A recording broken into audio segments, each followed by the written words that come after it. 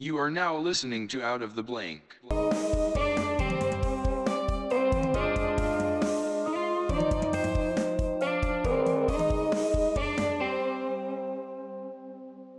Welcome to another episode of Out of the Blank. I'm here with basically like a brother in a way. Gunnar McCabe, you've known me since I was very little. Did you ever think I'd be doing a podcast? No, I didn't.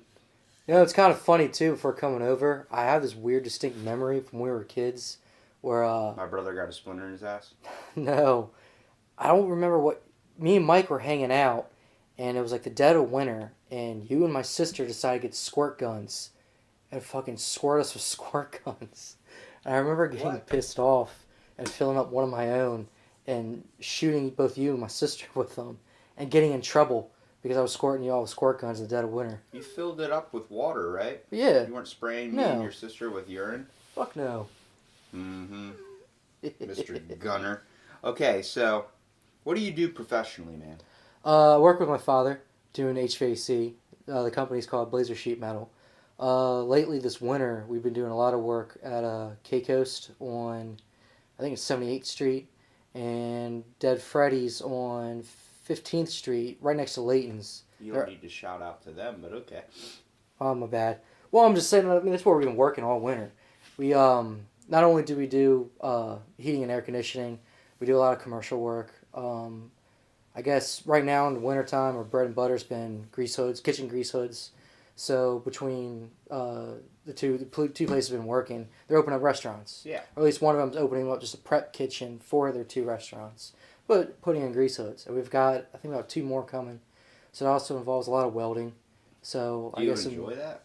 The welding Sounds aspect? like a pain in the ass. The one thing I did not like about HVAC was just the whole fact that it's a trade, so you got to constantly be learning. Like, there's always new information coming out.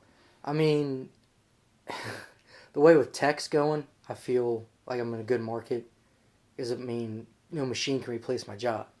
You got the trucking union talking about freaking self-driving trucks, putting them out of business. So Tesla. Yeah.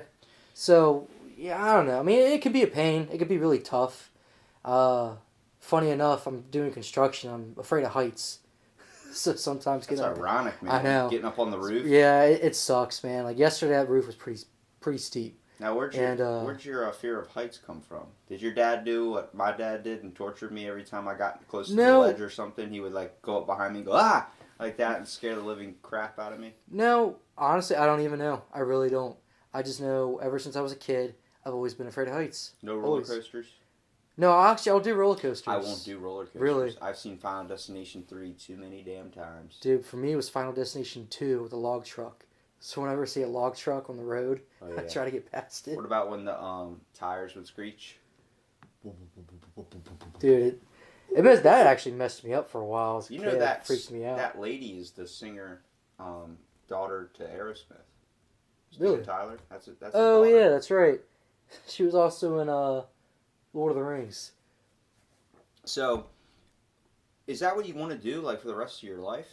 Just HVAC, or are you just content with that? Maybe own your dad's company at one point, take it over? That's pretty much what I'm working towards now. Is that your passion, though? Honestly, man, I don't really know what my passion is.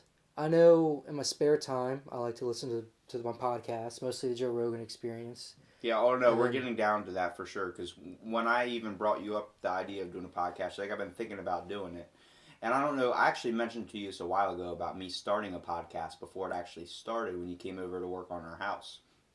And I said, yeah, one day I'd eventually have you on, and what do you know, almost 50 episodes down the line, you're here. And it's crazy because you hear interesting stories from people, and nobody understands, I guess, what a podcast really was. And I've been listening to them since Joe Rogan basically started. I've listened to all of them, so it's it just, to me, it was something that was turning on the TV. You don't know what a TV is? That's every time I ask somebody to do a podcast, I get the same damn response. What's a podcast? What's a podcast? You don't know how freeing it was. There's someone out there that listens to the same exact podcast. Dude, I don't even watch TV anymore. Neither do I. I don't watch Netflix, cable. Right. And I've got too. Netflix, Hulu, Amazon, and then on top of that... Aren't you a rich motherfucker? Me and my girlfriend split them up. But also on my podcasts. Between all that, I don't need cable. As long as you got YouTube on your phone, it's a good Oh, yeah. source. Did you hear what they're doing where they're censoring people's stuff now? Yeah. They're removing your content. Like if someone comments something bad, they remove the video. It's like you're getting in trouble for somebody's comments and shit. It's like how can you control if someone wants to just write down something weird and negative? Well, I saw the latest series. I guess there was a lot of public outcry for all the pedophiles that go on YouTube. Oh yeah, like what do they have? Like a YouTube for kids section. Don't they have multiple like sites for that? Like that are designed with the code name porn in the website thing for people like that? Why would they have pedophiles on the YouTube? I Who's don't trying know. to pick up a 12-year-old on YouTube? Well, like I know sometimes I'll watch Philip DeFranco on YouTube from time to time, and that was like one of his really big stories lately. Was I guess there's a new algorithm going across YouTube, and if I guess it gets flagged for potential pedophilia, they just ban it, strike your channel down and ban it. So, but I think they're also facing like criminal charges for not doing anything about it. But I guess what would happen is like pedophiles would take videos or clippings of children from other like just think like you and your mom have a YouTube channel. We put up family videos and anybody in your family could watch. Someone's commenting, But it's also about my mom or something. I get a little bit pissed off, If I want YouTube to but I'm take just them saying, down, but it's yeah. like it's public, so you'll get a creep that'll come onto the video, watch what he wants to watch, clip it, and then post it somewhere else on YouTube. And then you have a whole series of pedophiles commenting on it, and I think they're even like using code and shit. This is my daughter's 3rd grade rehearsal, and it's like a whole bunch of people commenting, "Where's your 3rd daughter live?" Or your 3-year-old daughter, whatever, your 3rd grade, whatever. I said 3rd daughter. Oh my God, she's got multiple kids. No, but you ever seen Your Mom's House podcast?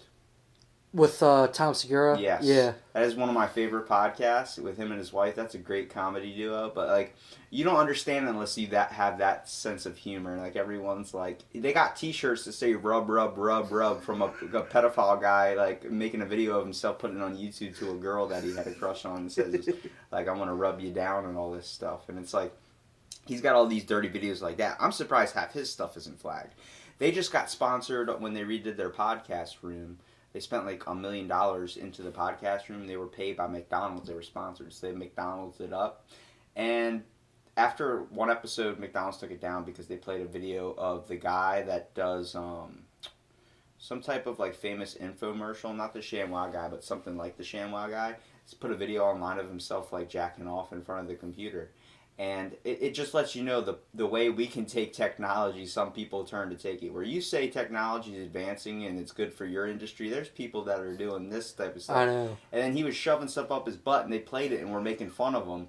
And McDonald's immediately after they saw that were like, you're not allowed to come to this McDonald's anymore and we're ending our sponsorship. Then it got picked up by a steakhouse. And then after 2 episodes of their podcast, after they got picked up by the steakhouse, they got dropped again. So they're just like, I just think we should just do this solo. And I'm like, you don't understand. Your podcast is about taking dumps and people like come, they had their one line like, beat me, fuck me, all this type of stuff. Like, is a video of a homeless man doing that in the video. He's like, beat me. He goes, I want you to come over. You can come over right now. Beat me. He goes, I just want someone that's going to love me hard and all this stuff. It's like, the people, they're interesting, but it's like, God. Jesus, man. Like, I guess you don't really dive into the Tom Segura. No, because I just listen to it on my phone through what is it, Apple's podcast or whatever. Oh, I go to YouTube for all my you stuff. do? Yeah.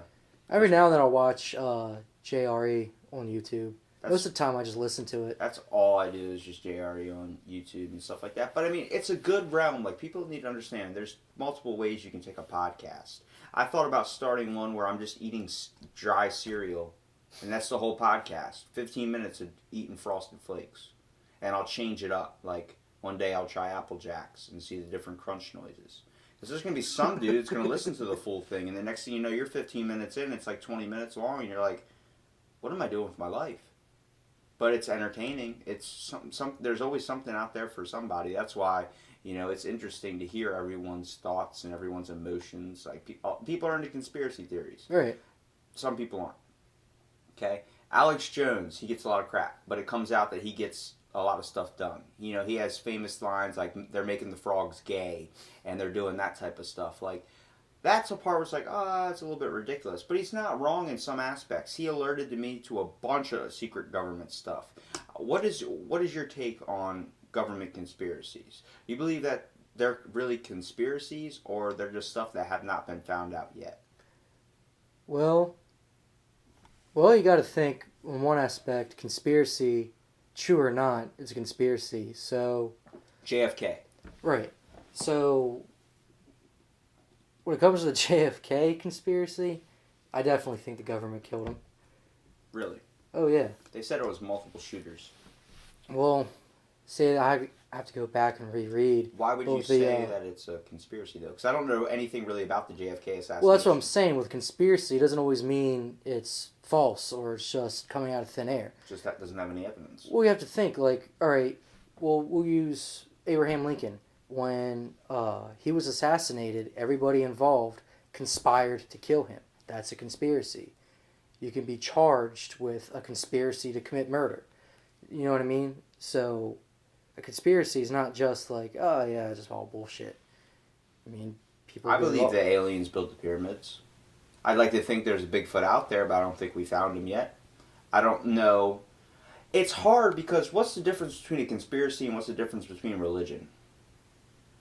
It's because the person that made religion is dead, and the person that makes conspiracies like the 9/11 stuff, it's still in recent times. Like, it's the same thing with Scientology, where you can sense that's bullshit. Joe Rogan says that guy is, everything he wrote was false, and then suddenly Scientology's true. Come on.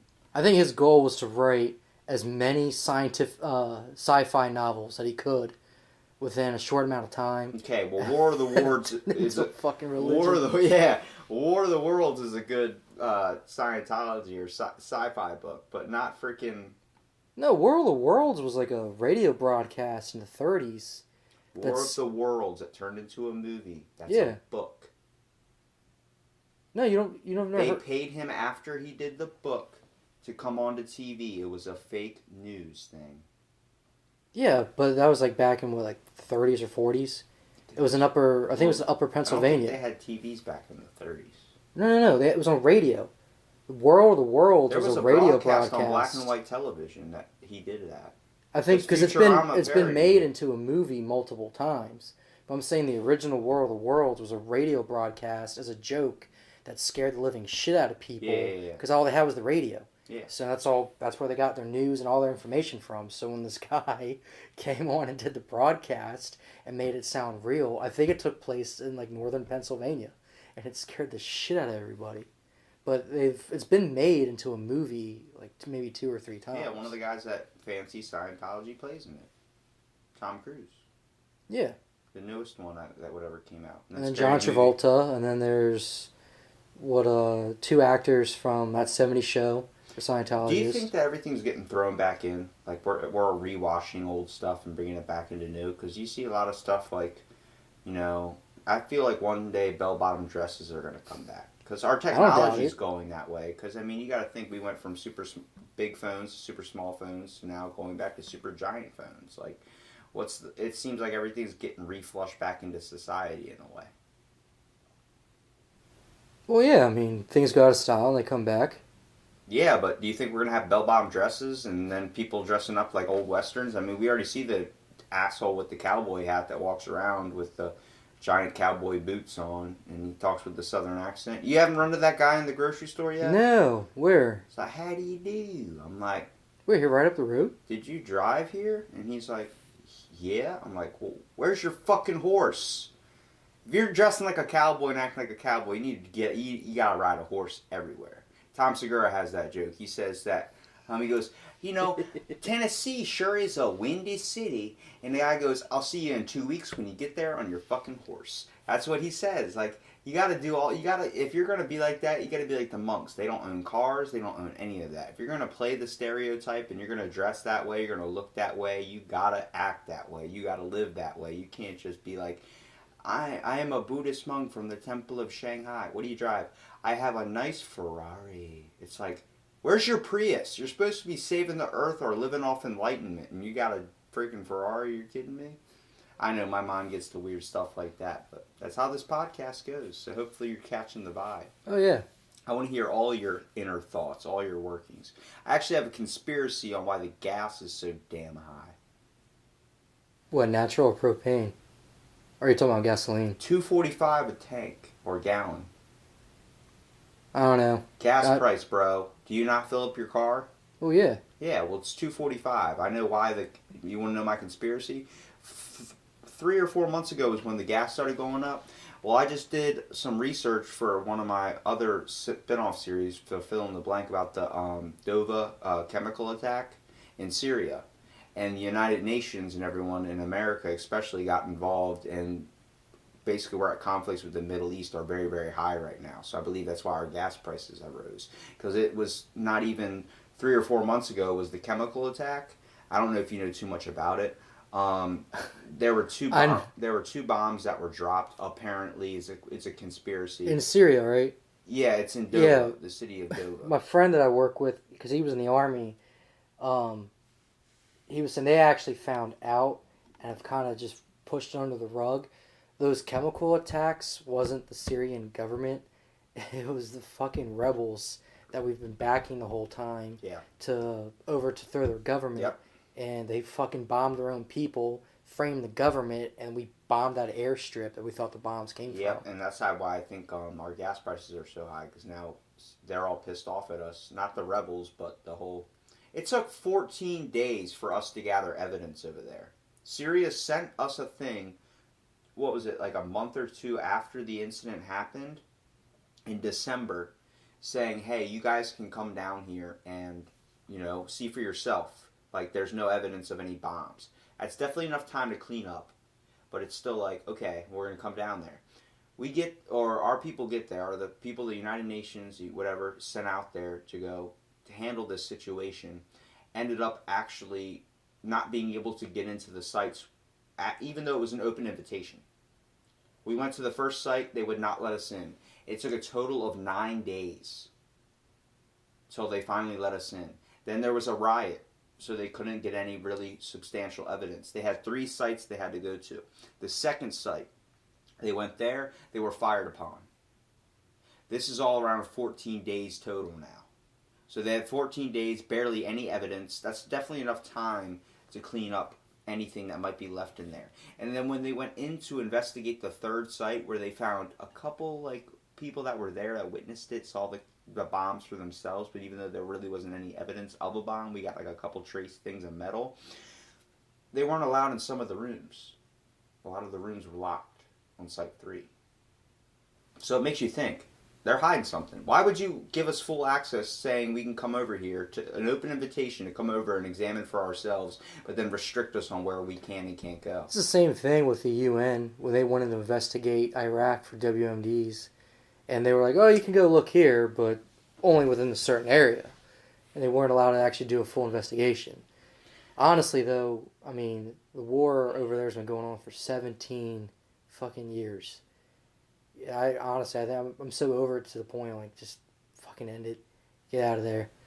It's been nothing but fucking chaos. Spending money. It's the whole idea of war, man. It's the same thing with curiosity. It's very profitable. Yeah, we're never going to stop wanting to pursue farther. We're never going to want to stop being the alpha male, no matter, as long as this country's divided. And I'm not talking about this country in general. I'm talking about all the countries are just not united under one thing. You got the United Nations. It's not really united. We're all sitting at different tables or different seats with name tags in front of us with where we're representing and everything like that. We have ambassadors. If we're all could become one thing, come back into a Pangea type moment, it's going to change. Things are going to change. If we all look at each other instead of being an American, a Russian, black, white, all this, equality, that's the whole basis of it. It's never going to be obtainable, though. There's just too many odds and ends, too many ropes that unless we become all normalized, where I say, when you're walking around society, you notice everyone's trying, comparing themselves constantly to other people, whether it's comparing what you have to what I have, your looks to mine, always trying to obtain a certain level of what society level should be like. Or what you should be trying to obtain with the perfect image, the perfect thing, Each society is different. In some cultures, big women are considered like the most beautiful and what you want to aspire to.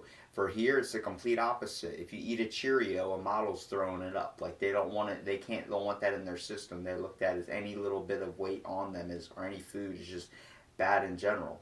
Now I'm in the psychology class, and I'm really like just dived into the realm of just how people's thoughts go on this type of subject, because it's hard. You want to be positive in life. You want to have a fun life. You want to do what you want to do to get through to the next day. But it's so hard when you're focusing on other people's shit too. You know what I mean? Mm-hmm. When you're worried about somebody else, like, why are you worried about them? Why can't you worry about yourself? They always say, well, I just like to mind my own business. You don't, though.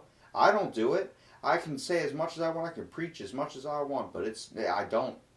It's just a factor that we always have those sudden thoughts. They're like, hey, what does that person have? Why does they look like that? Why does that do? We all have those bad moments too, man. And it's really hard to kind of focus and shift through the society thing. There's a really good show that Netflix just made that I think you should watch when you get home.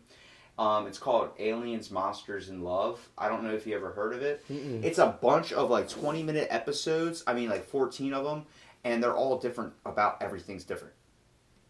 Like I can't explain it. There's no premise to the show. The first one is monsters fighting in a ring. Like it's like real steel, but it's monsters, and it's crazy. It's like CGI type stuff, and then it's like real stuff too.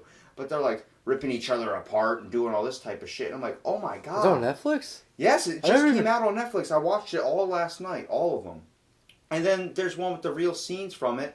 The dude from That 70s Show, Eric Foreman. Oh yeah, The I weird don't. nerdy Yeah, guy. I don't know his actual name, but I know who you're talking about. It's him and some girl, and they're like sipping drinks, and then he looks at his ice cube and goes, what the hell's this? And pulls it out. There's a freaking little tiny woolly mammoth in the ice cube. Then they open up their freezer, and it's an entire civilization in the freezer. Like little people building, it's like us. And then like when they shut it, they come back 10 minutes later, they went from the prehistoric age or the ice age to going straight to industrial revolution. And then time there was going so fast, and it was like representing society's movement in a way. It was like really kind of meaningful. And it was just so weird. I was like, oh my, like this. And then at one point they shut it, come back like 30 minutes later after they bury the woolly mammoth in a potted plant, and freaking, they're nuking each other. The freezer people are nuking each other. Little tiny civilizations nuking each other. It went from the winter or all that to the Cold War to hitting all this like stuff, and then they nuked the big guy in the face, Eric Foreman. They hit him right in the head. That actor. And his whole face is all red. He's like, God damn. He's like, these people are so violent. And it's like, it's a perfect representation. Then they come back like an hour later or something. And like, it's funny because you could hear the people in the freezer like, look at these assholes staring at us. Like, that's how they're talking. They were talking like us. And then an hour later, they come back, open up the freezer, and they develop space travel and then out of the freezer. And they're like, are they going to come back? Would you come back? Isn't that what we're leading up to in the eventual long run here? Getting we're to Mars? trying to get off this Earth. That was a perfect representation for where we're progressing as a society when we just ditch this planet and leave it as like a husk. I don't know. A lot of people would probably stay. Yeah, but it's I mean, not going we're to last. talking I'm about... talking about it's not going to last forever. No. Their whole thing, once they left, the freezer was gone. I mean, if you want to be done. serious, we're talking millions of years from now. Yeah, but But it's imagine gonna if eventually have an the end. Earth and people are still here, and an asteroid hasn't hit us, the sun's going to go out eventually. Yeah. And before it does, it'll become a red giant.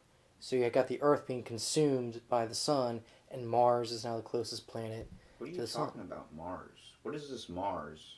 The Earth is flat. Don't you know this? If you walk too far in a certain What? direction, Dude. you just fall the fuck off. The Earth is not fucking flat. You know that conspiracy? That's a ridiculous fuck yeah, dude. one. I watched that fucking The documentary? Yes. You're nuts. On Netflix, dude. It drove 10 me minutes I had fucking to... insane. 10 minutes... It's worth watching to the very It's like watching end. Jersey Shore, dude. No. Dude, no, it's worth watching to the end because they have this experiment, this grand experiment that's going to prove the Earth is flat.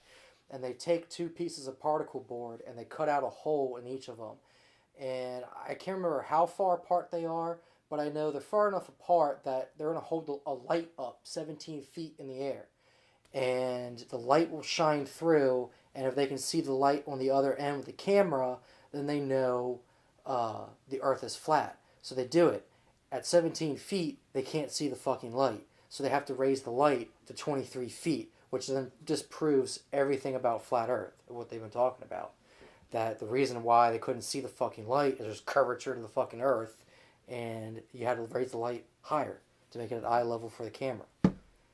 So it's like, oh no, and that's where the documentary ends, right there with them disproving themselves. Do you believe that it's just someone that just wants to disagree with somebody else? Like, if you told me the sky was blue and I'm just randomly want to be like, I think it's red. It's red. It's red. What are you talking about? It's not blue. And you're like, it's blue. Look at it. It's blue. It's the color blue. It's red.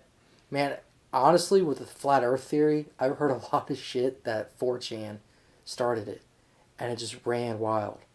That's the same thing with Pastafarianism. Oh, this flying spaghetti monster? Yeah. Dude, I did a fill in the blank on that. I will make you... I'm entitled to believe in that religion, dude.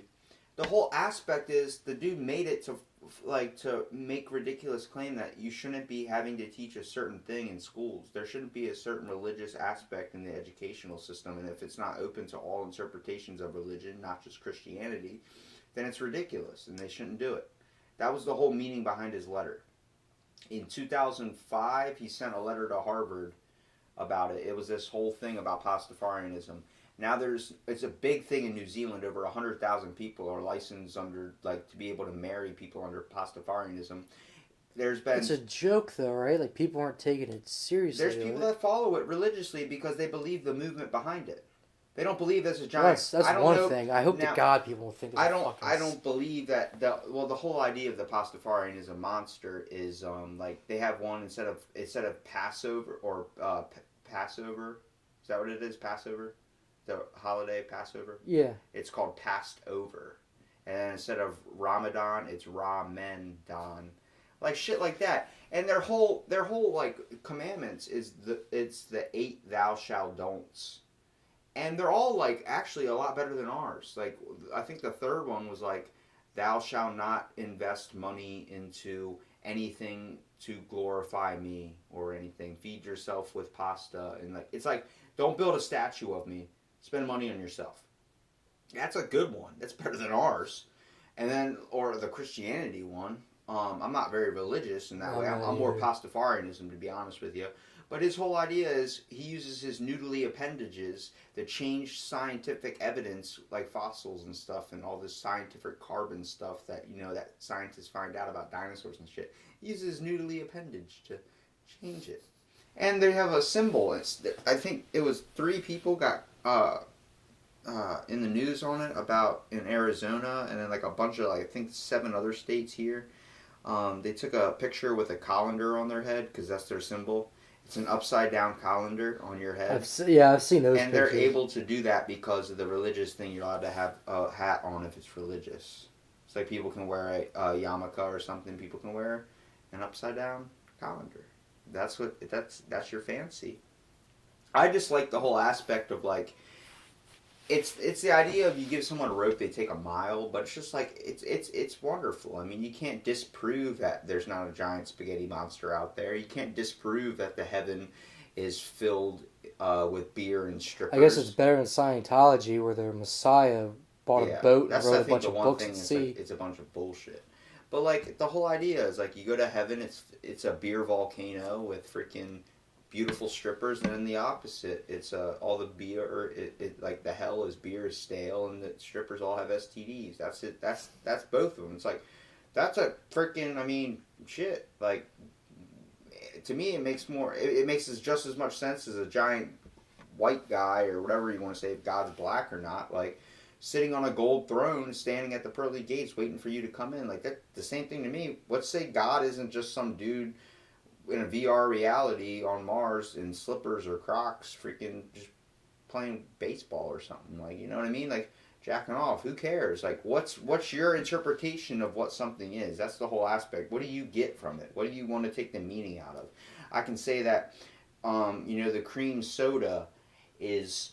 It's so satisfying because it enriches such emotion. If you just find the way to twist the words and see the true beauty in all things, whether it's flipping paper or whether it's flicking someone off. Like if that's your fancy, however you want to take it, however you want to conceptualize life.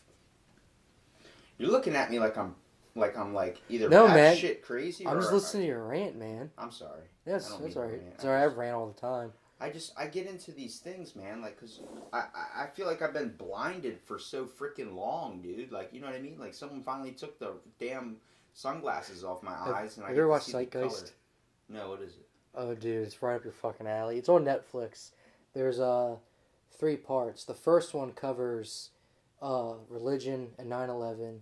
The second part covers economics throughout the world history, and I think the third one is supposed to be like where humanity should work towards. I never actually watched the third one, but the first 2 are pretty good.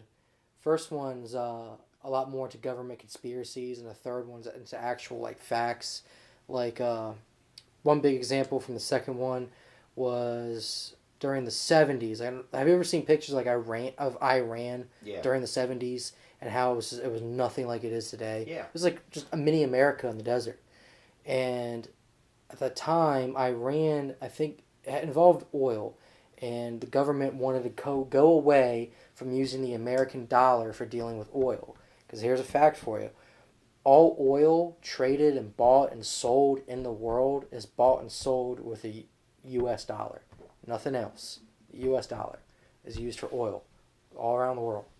So they wanted to break away from that, and I think they wanted to use a gold standard. Basically, it was we were freaking raping the world off oil, and it's all of our money. So we wanted to break away from it. The UK Prime Minister and Eisenhower, when he was president, worked together on a propaganda campaign to put blast across Iran that he was a communist. I don't know what a sleeper cell or something like the USSR put him there and then worked on him getting elected, so the USSR could then control Iran. So they ran this propaganda, and eventually the people rioted, and he was kicked out and brought out from office. And then that's when the royal family that now runs all of Iran came into power. And now here we are. Damn. Oh yeah. So like the video, you'd like them. You'll really like them. Do you think the whole aspect of that is some like where they start off like not very productive at all, and like how America has become such a strong and seen as a free nation? What do you mean? Like just economically wise, we're pretty balanced compared to some countries. Oh yeah. Like Sam Kinnison's joke where he talk about Africa being so poor. You ever heard of it? No, Where he goes, maybe. why? He goes, why you're poor and you're starving? Because you live in the desert. You see this? It's fucking sand. You know it's gonna grow here in 10 years? Fucking sand. I got an idea. Let's pack all your shit in moving trucks and get out. Like that's the whole thing. And it's true, man. Some people have a shit roll of the dice, dude. Some people have a lot more luck than others. And I feel like that's where we hit.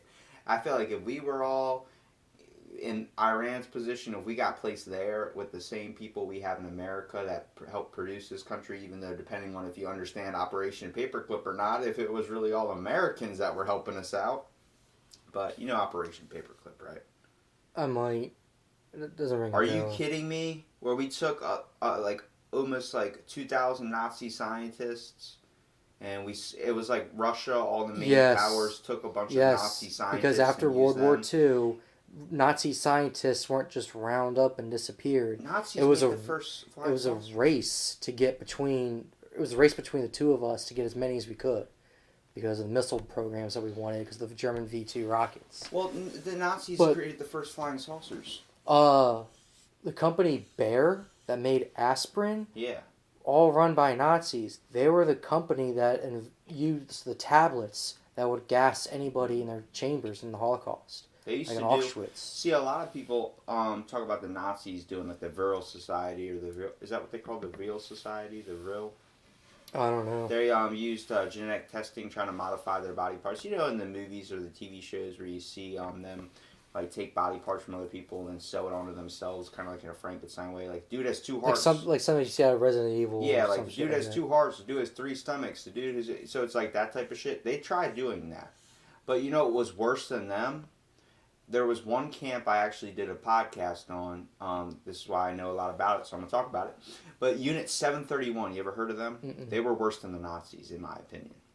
It was a Chinese death camp, basically, where they gathered up like 50 to 100 people from all around China, all around everywhere in South Korea and all this stuff. And it was in Japan, and they used to take these people in white vans, like once a week or something. They would take a giant group of them, and they would test on them.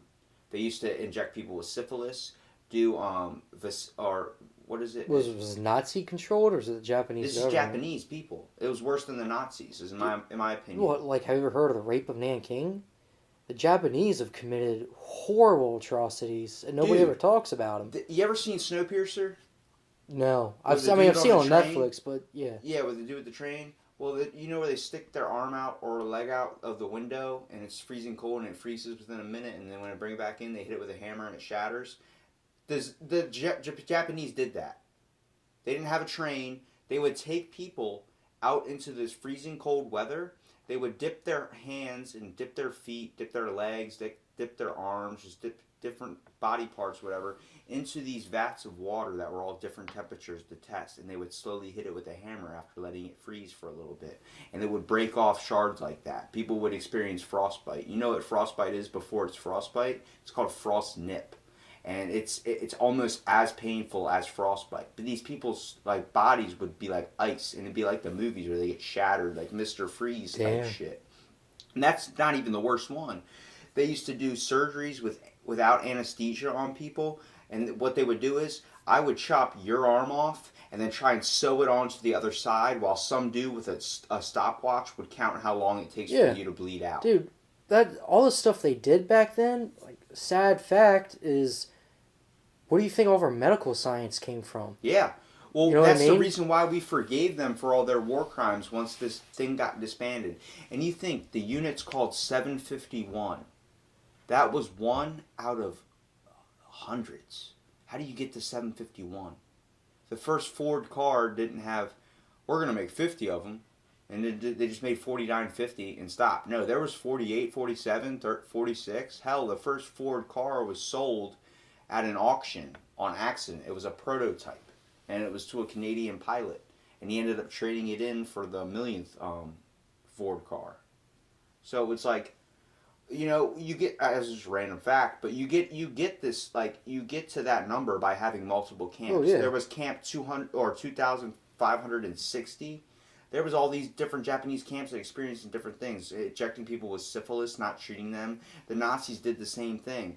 But the worst, in my opinion, was chopping some dude's arm off or chopping their foot off, trying to sew it to the other side of their body and count how long they bleed out while this person's in pain. No anesthesia, no anesthetics, none of that. They're just sitting there enjoying that. And then we forgive their war crimes because we use their information and our own research to bolster our just own knowledge in general.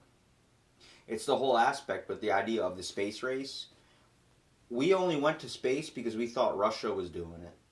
Well, we found out Russia Well, they was got there doing it. first. They had Sputnik, and I think, yeah, they were the first ones to put a man in space. Yuri Gagarin was the first... cosmonaut. Yeah. And then they set up a dog up in space and all this stuff. Like, they did all that stuff. And you got to think, the whole idea we have at any technological advances because we're looking to be better than somebody else. The whole reason for the Jedi Knight project, I don't know if you know too much about this, with the goats. In Fort Meade, Maryland, there was a goat farm of 17 goats. And this all stems from Project Stargate, also known as Project Grill Flame, which I think is a way better name. Sounds like an Outback or Applebee's entree. Like, would you like your steak grill flamed? Fuck yeah. Well, the object behind the idea behind Project Stargate was remote viewing. You know what remote viewing is? You've seen Men Who Stare at Goats. Yeah. Well, remote viewing is when the dude's looking in the box and he's guessing what's in it, and the dude's like, I see a tin mug. Using psychic abilities. Their whole idea was that we could harness psychological warfare to use against our enemies. And the whole reason was we found out that Russia, or we thought Russia was diving into this world. And this is around the time we're working on the Manhattan Project. So we're creating the first nuclear bomb. We got information that they have a super soldier, that they're on the premise of being able... The whole idea was creating a super soldier. But they have a super soldier with the premise that if we fired off our nuke, our brand new, beautiful bomb that we just made off the Manhattan Project, that they would be able to disarm it with the dude's mind. So we're like, we need to go and chase after this. So the government, CIA, threw $20 million into the government program. It ended up getting disbanded after like a 5-year process. But then there was the main dude. You saw the guy in the beginning that ran right into the wall head first. Yeah. He believed he could walk through walls. That's based on a real dude known as General Albert Stubblebine. And General Albert Stubblebine there's literally quotes of people that used to walk up to his office and see him passed out on the floor because he was running into the wall because he really believed this. And eventually the government, CIA, after like 5 years, they're not getting any evidence. It's all just, whatever, contextual. But he really believed it when they were at this goat farm and they had a two-way mirror. And George Clooney's character is the one that killed the goat. Right. You know? Well, that's based on a real guy. There was a dude that was staring at these goats through a room. And the whole idea of the Jedi Project was that if I sit there and think in my head, like, you're going to die, or your heart's going to stop, and I keep focusing these negative thoughts, that those negative thoughts can be expressed through psychic powers and cause that to happen. It would be the same thing if I sit there and told you look like shit, you look like crap, like just sit there and keep saying bad things. You're going to feel like crap walking out of here. You're not going to feel good, Right. But it's the same thing but the one that Jeff Bridges played, that guy, Major McEagle, I think his name was, he was trying to use positive influence, love in a way, trying to experience the whole, if you give somebody love, they're more to receive love back to you. The first project experiment wasn't on goats, it was on a pig. But no one would kill an animal because most of the Jedis that were in the program were vegan. So nobody wanted to kill an animal. They saw that as a thing. Well, when George Clooney did it, playing that one character, the whole aspect of it was, if I still have it, I want to make sure I get the quote right on this one. Yeah, it says, at first glance, the goat shed at Fort Bragg in North Carolina could be anywhere in the world. 30 goats were happily munching on their hay and staring at the blank concrete walls of the stable. A few minutes, one of the goats would stop chewing, begin gasping for breath, and then nonchalantly carry on eating as if nothing happened. Of equally nondescript room next to the shed, a young sergeant in combat fatigues was staring at the goats through a window fitted with one-way glass. 2 soldiers and a general were anxiously watching the sergeant. Ever so often, the general would shake his head slightly and worried look would go across his face. The sergeant took another swig of coffee, then something extraordinary happened. Goat number 17 let out a silent bleat, kneeled over, and died. He said, "My God," said the general, "it works." And that was because the whole project, they had these guys staring at these goats through this two-way mirror. And the goat it was that coincidence that it randomly just died? Was it? Or was that him projecting those thoughts for so long killed one of the goats? But that funded a whole program that the government spent $20 million into funding and eventually got disbanded so there was only 3 people left. General Albert Stubblebine, and that's who Alex Jones talks about in the Jedi Project. And it was just like, he ended up funding it all with his own money. When the government disbanded of it, they only gave him $500,000 between 3 people to keep their research going because none of the research was concluded solid evidence.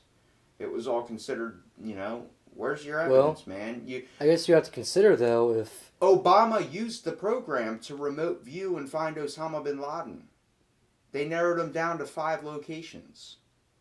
They were like, he could be in this part, and what they would do is if I told you he's between X and Y, you would narrow it down in between and try and find him on the map. I thought they were tipped off by local government. The thing was, in this thing, if you want to, I don't know the whole thing on Osama bin Laden, but, they were known as, like, Albert Stubblebine was, first of all, known as the military's, like, heart of the machine, because he won so many medals, got the highest decorated honors. So, first of all, to believe him, like, that he was this funded into the program and he believed that all this stuff was true, like, you gotta think that, you gotta take it where it stands on that. But, like, he literally said, sooner or later, bin Laden will be found. He says his location will be narrowed down to 4 or 5 locations that will hit simultaneously. And then Obama admitted to using that, and they said it was helping, though, because they didn't want to come out in the public saying that, we had a psychic tell us that Osama bin Laden was this. You know how people would take that?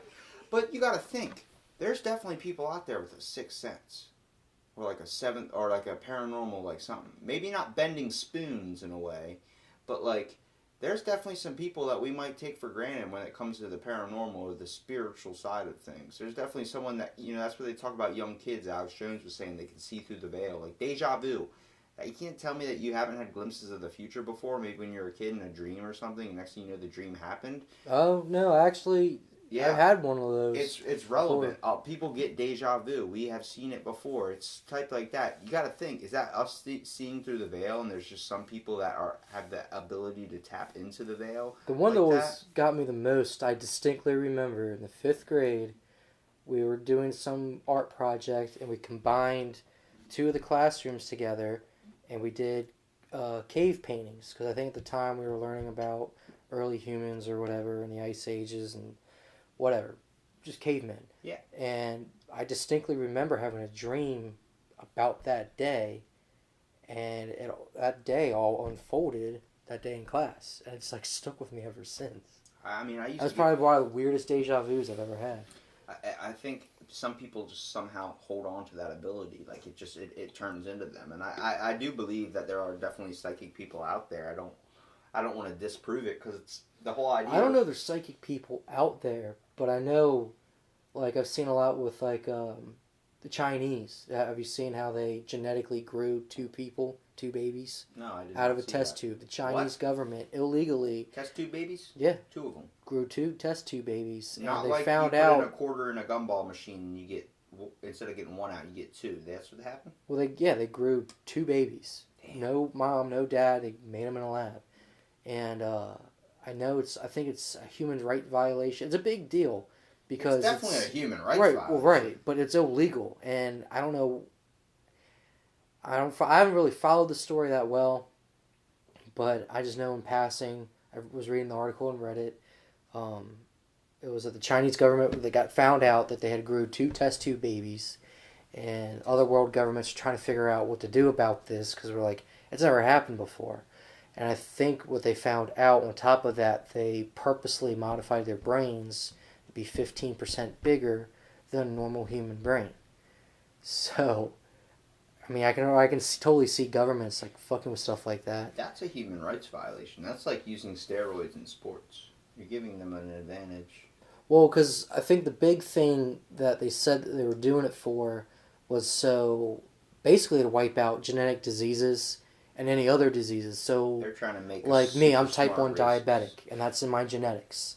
So, you know what I mean? So they're basically trying to grow the perfect person that isn't sick, won't get sick in the future, doesn't have bad genes to pass on to people. So, I don't know, think of like Superman with Krypton and how they just started growing people instead of having normal kids and shit like that. I guess it's a little far-fetched it's an creating example, the but... super breed. If you can eliminate, human defects by just creating babies, then there's no point in having your own natural birth. But Superman was a natural born kid. You know what I mean? Because they used the Krypton thing to get behind that whole fake backstory. But they took the one thing that powered the machine that could save all life or whatever and gave it to Superman, and then they shipped him off the planet because he was the only natural born kid in a while. And that's when they chased him down and tried to kill him because he had the thing that could have saved their planet. Some freaky deaky stuff, man. Even where we try and fight other people that are from different cultures, we still try and fight ourselves. That's what's ridiculous. We can be all in the same group. America's still fighting each other. We're still fighting. I mean, technically, Iran's in America, so it's like, isn't it? No, it's not.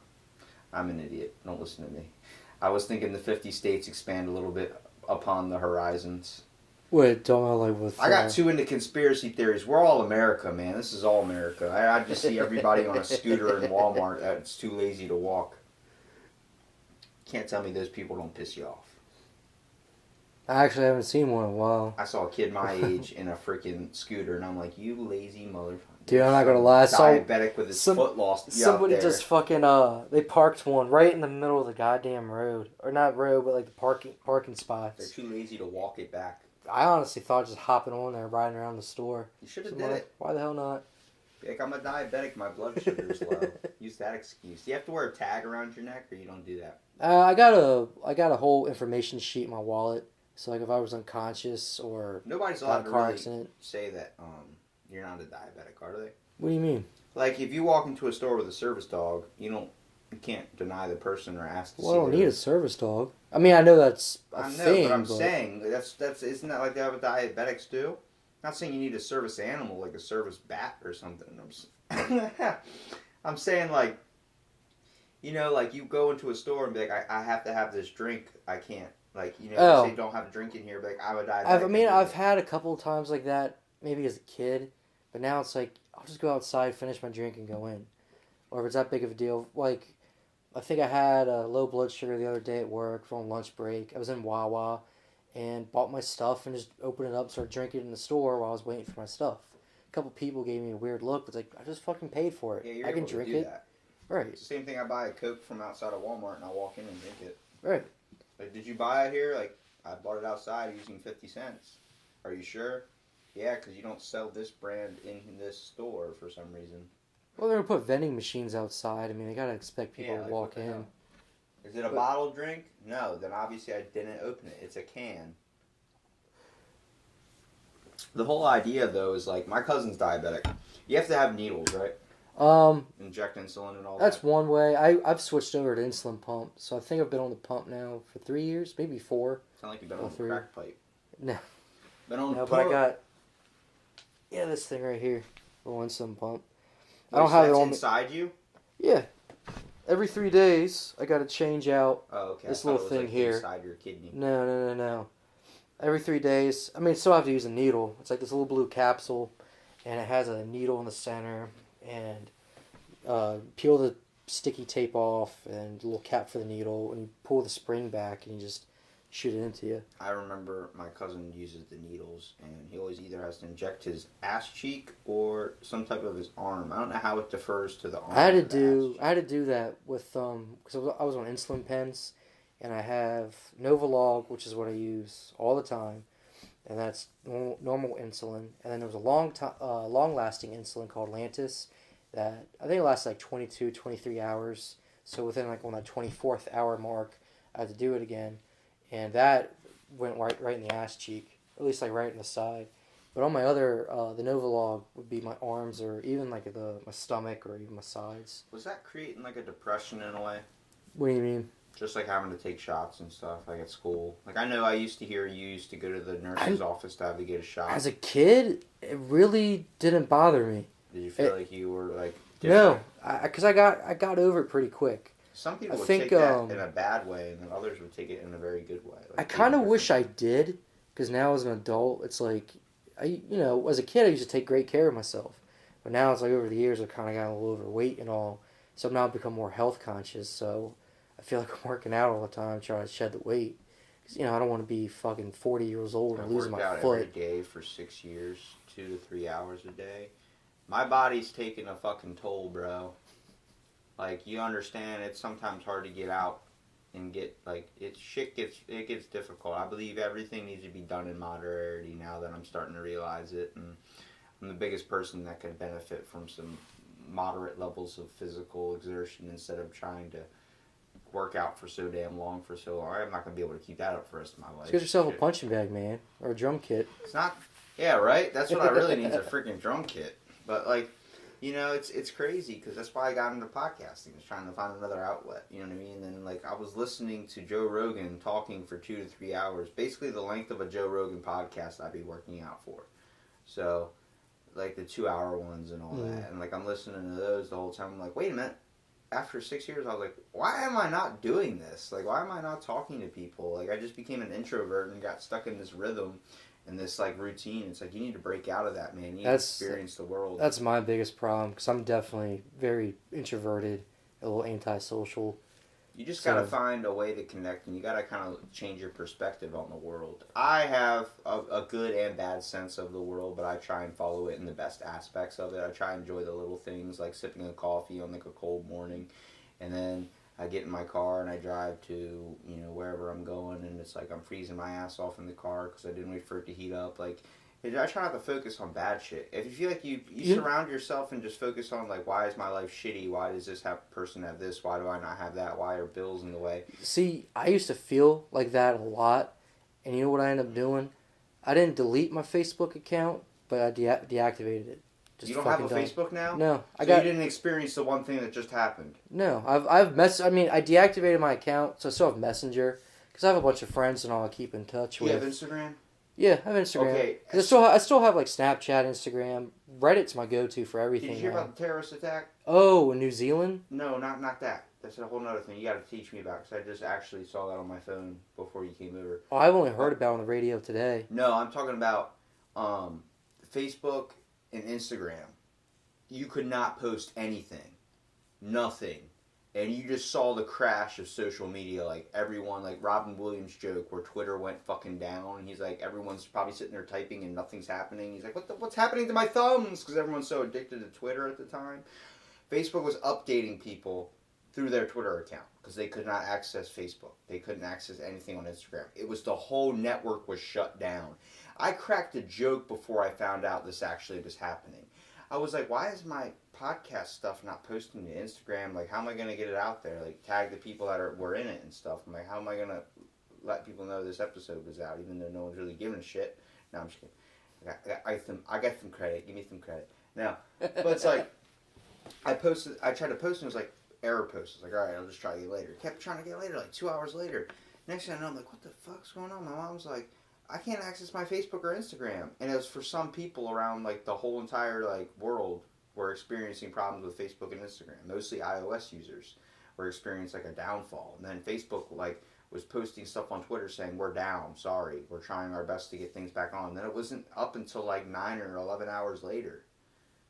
And it was like, you saw I literally cracked a joke. I was like, it's a terrorist attack. The internet's out. I fucking type it in on Google, like, what's wrong with Facebook and Instagram?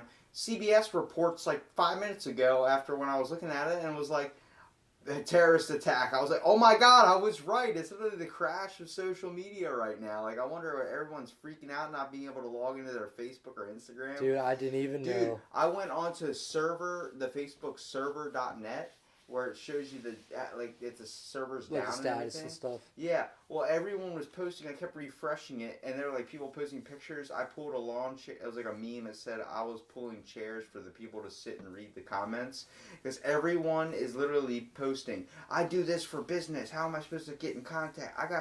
Like, you saw how many people relied on Facebook when it went down. How many people that relied on Instagram when it went down. Just like you see the people that didn't. Like the very few, like you and maybe a couple other people that tend not to use a whole lot of social media, but like some people that were working all day would came home to relax, and can't even get on my Facebook. And then some person's like, it's snowing outside, and I can't get on Facebook to check my status page. How am I going to know if I go to school tomorrow? Like, all these people commenting all this stuff. I'm like, damn, you literally saw the rise and fall of social, like, just our whole entire social networking system. Like, those two big sites went down. Everyone went to a flock to a different site. Like, Twitter got so much popularity because they can check update statuses and stuff. It's like, damn, we got reliable, man. To turn from caveman relying on fire to hitting up to what's going on with freaking Ariana Grande. Like, Jesus. See, that's why I deleted it. I don't care to know about celebrity gossip. I'm over the news, so like even on Reddit, all my political and newsworthy stuff, it's just unsubscribe. I'm fucking done with the news. Facebook turned to Reddit. Like, it's everybody just posting up memes, at least that I see, and then you get like the family posts. I just have it on there to promote my page now, but I don't even do it that much. I just, when I put up an episode, I'm like, yeah, go check it out if you're interested in hearing some people talk about taking shits because we work HVAC. You've taken a dump in somebody's house before. Don't lie to me. You've done it in my own toilet. Oh, I know. Yeah, I know. My mom had to go out and buy a plunger. Yeah. Dude, it sucked. I was freaking the fuck out, too. You're fine, dude. I thought it was well, no, because like it was like the shit wasn't going down, man. It's like it wasn't that bad. When the shit goes down, dude, you better be ready. No, but I heard somebody come home, and I thought it was your mom. So I was like, oh my fucking god. That was me. Glad it was you, not her. The HVAC people, yeah, like, oh fuck it, it's Robbie. I just blame it on him. No, but like the HVAC people, like that's one thing you do. There's definitely been times you get caught taking a dump at somebody's house. No, like, because why actually, does it smell like flowers? I only do it if nobody's home.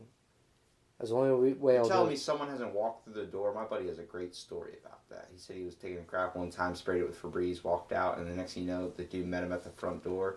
And then he, like, as he was leaving, getting in his car, you could hear the guy, like, before he shut the door, like, you fucking shit in my house. Like that shit's funny, man, in my opinion, dude. I work at a hotel, so it's like, during winter, all the rooms are open for cleaning and all that. I just go and take a crap in every single toilet, dude. Take a piss in them. I don't care.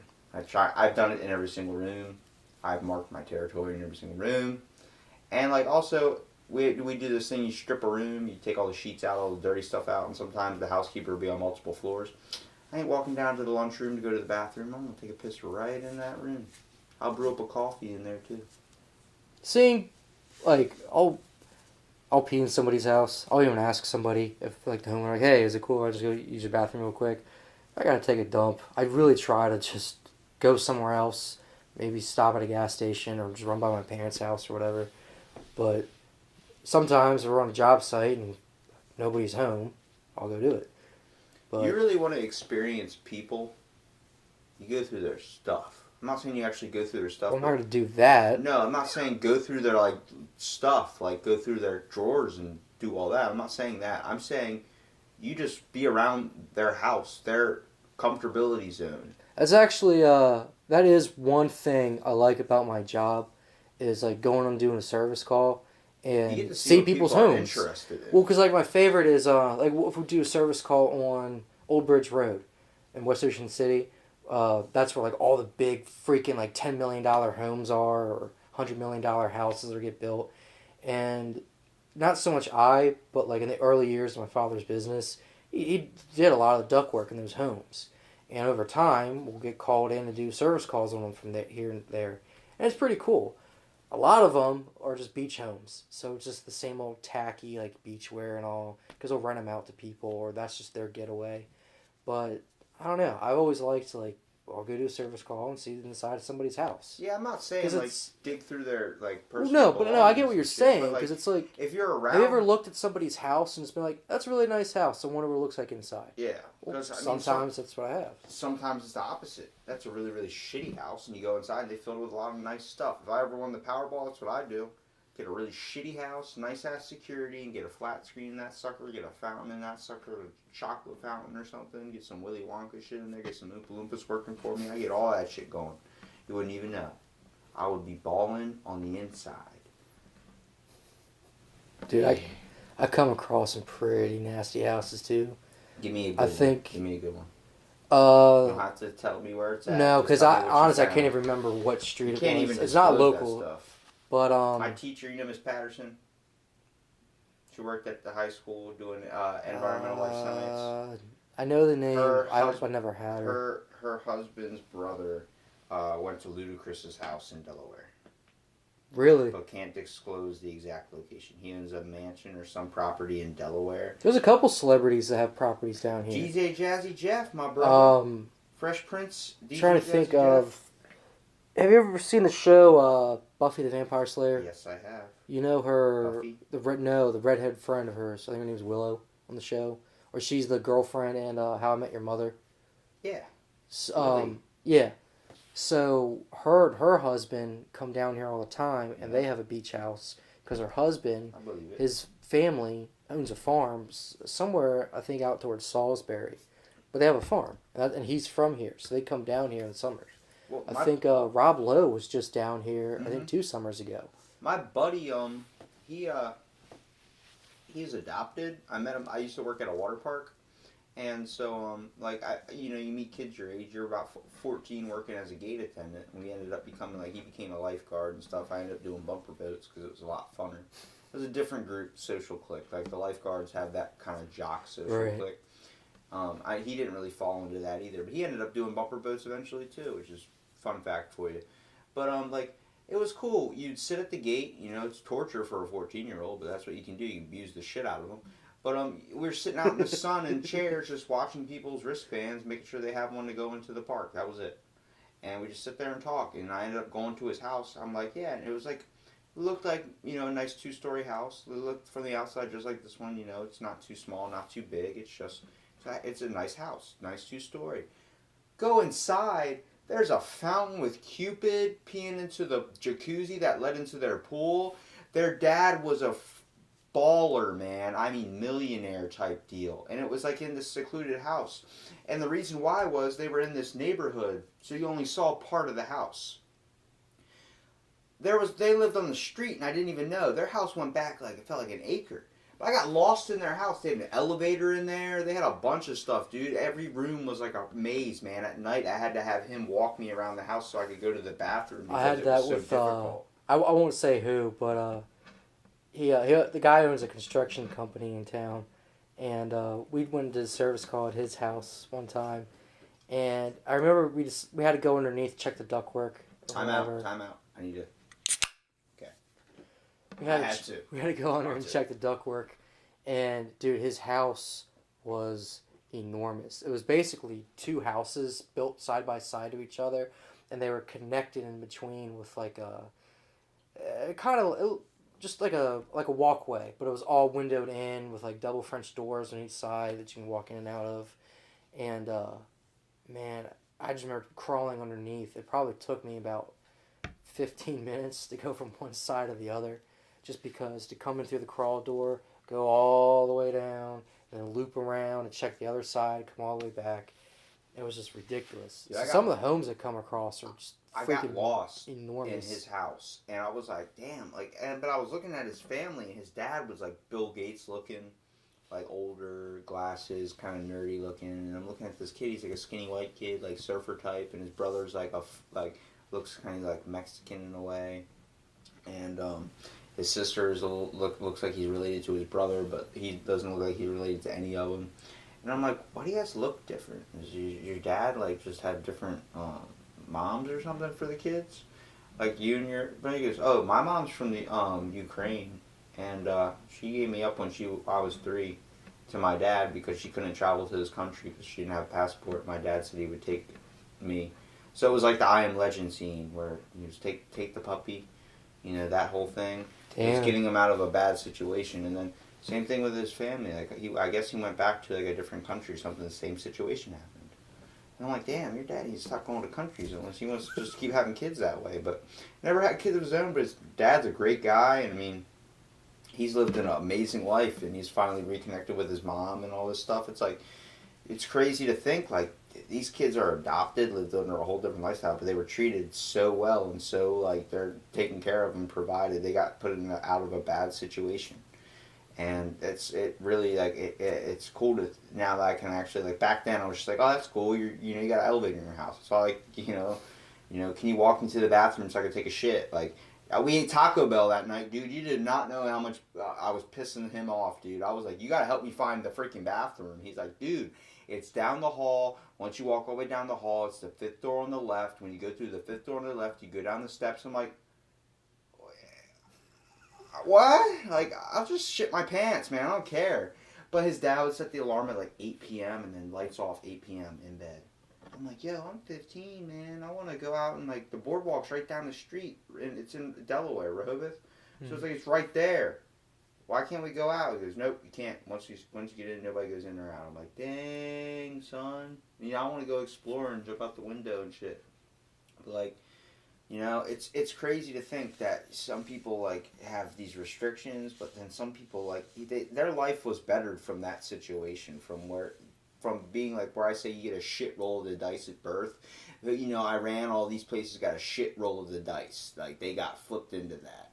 Playing the life lottery. Yeah, we got lucky. We got lucky that we had a source of materials to expand our, horizons in a way. And it's for them, they got nothing. They don't have the same thing. They got oil and got stuff like that, where you see Dubai is falling out of control with their money. But that's just because they have something we want.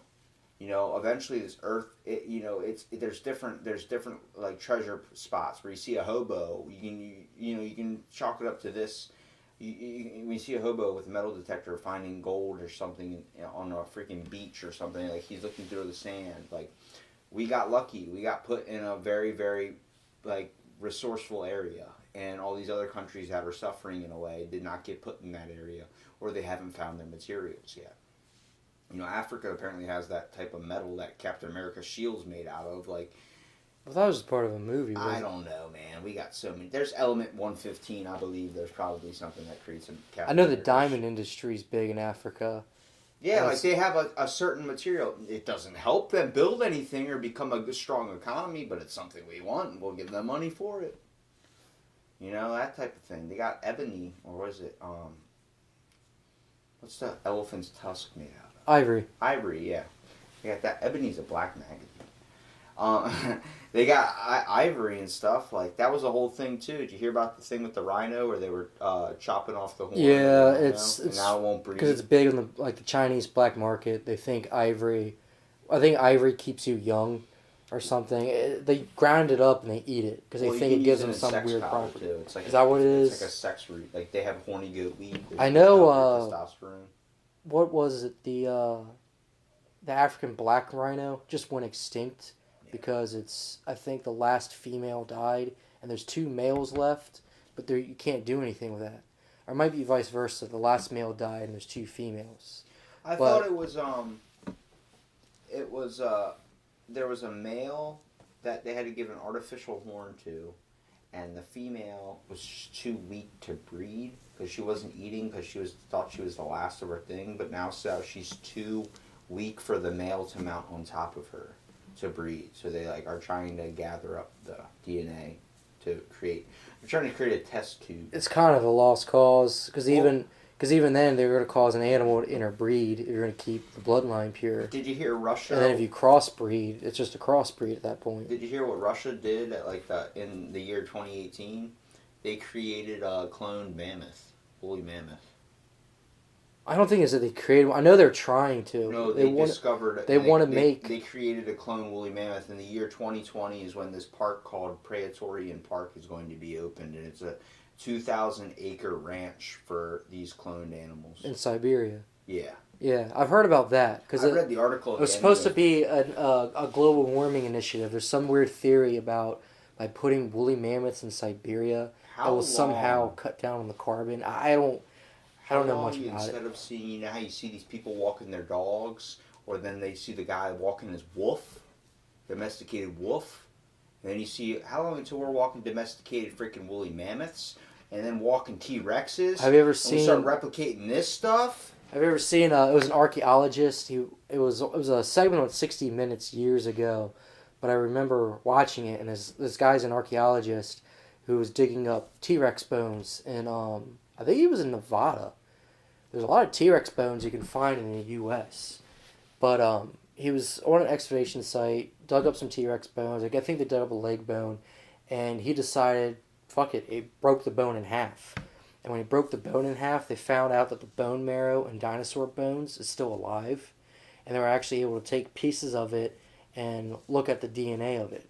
Or maybe this was the DNA, but they were able to look at just a live bone marrow from a dinosaur. From there, it evolved into them thinking that the chicken is the common ancestor to the T-Rex. So they started genetically modifying the embryos of chickens. And after a while, they were able to get chickens to start hatching with fur on them and weird claws and teeth and tails and shit. It will never look like a T-Rex. You just explained the Jimmy Neutron episode. But that giant. But it's legit. They were able to take parts of its genetic code, turn things on and off, and eventually they made themselves this freaky hybrid dinosaur chicken. They don't live long. I think a lot of them probably die as soon as they're born. But that was a thing. I guess by looking at the bone marrow that they're taking out of dinosaur bones, they're able to determine, I guess, you can do certain stuff to different animals, turn things on and off in their DNA, and make something. There was a thing, I forgot what animal it was. The reason why they thought it was older than the dinosaurs. But the reason why was you can't find any fossils of them before a certain date period because they just couldn't last. Well, you know how fossilization happens. It has to be stuck in like mud and then. Well, yeah. I mean, that's what oil is. It's freaking dinosaurs. Well, it wouldn't. You tell me when I fuel my car, it's a T-Rex in there. Yeah. Oh That's my god! all oil. I mean, I don't know the exact process, but yeah. So dinosaur dies, Fossil buries in the fuels. ground, Fossil goes fuels. deep, deep, deep down in the ground. As it decays, it seeps out, and somehow, some way, makes oil. I mean, we found a fish. It's on. You can watch the documentary on Netflix. Dino fish. You ever seen that? Mm-mm. Like a 60-million-year-old fish or whatever. It's a huge. It's called the relicanth or whatever that is. It's like the thing that was off of Pokemon. That weird fish that you go underwater. You have to dive to get it. It's that weird fish with the weird head. Doesn't have any eyes. It's called the relicanth. Well, that's based on a real. No. That's based on a real fish. And what happened is we thought it was dead for so long, but it was in South Africa, like way under the deep, deep parts. Because I mean, there's still so much of the ocean we have not discovered yet. Just mostly deep down under, like where the blacks. The depths. Dude, there's stuff in the ice of the Arctic circles. Yeah. Like, have you heard about how the bubonic plague and Spanish flu, there's like, the bacteria for it is frozen in ice? They found bacteria that date back 30,000 years, and they were able to thaw the ice out and bring the bacteria back to life. 30,000 years old. That's how we find cures for stuff. That's why we froze Walt Disney. There's all kinds of stuff. I mean, Christ, man, we found woolly mammoths whole in tar pits and ice. They found woolly mammoth and an ice cube in this TV show. Don't forget about that. No, but it's nuts because the reason why it's in South Africa. The reason why they even found this fish that was still alive was because they were people like the South African fishermen were throwing dynamite into the water and blowing up the fish, doing it the redneck way. And one of these giant fish floated up to the surface, and they're like, "Holy crap! We thought this thing was dead and extinct a long time ago." And they did an underwater sea adventure and found a whole bunch of them. There's a whole freaking colony of these things, and they predate the dinosaurs. Wow. It's the one dino fish that it only survived because apparently it got hit by a meteor, right? And that's what wiped out all the dinosaurs. It was a volcanic explosion. There's been 4 extinction events on the planet. The first one being the meteor.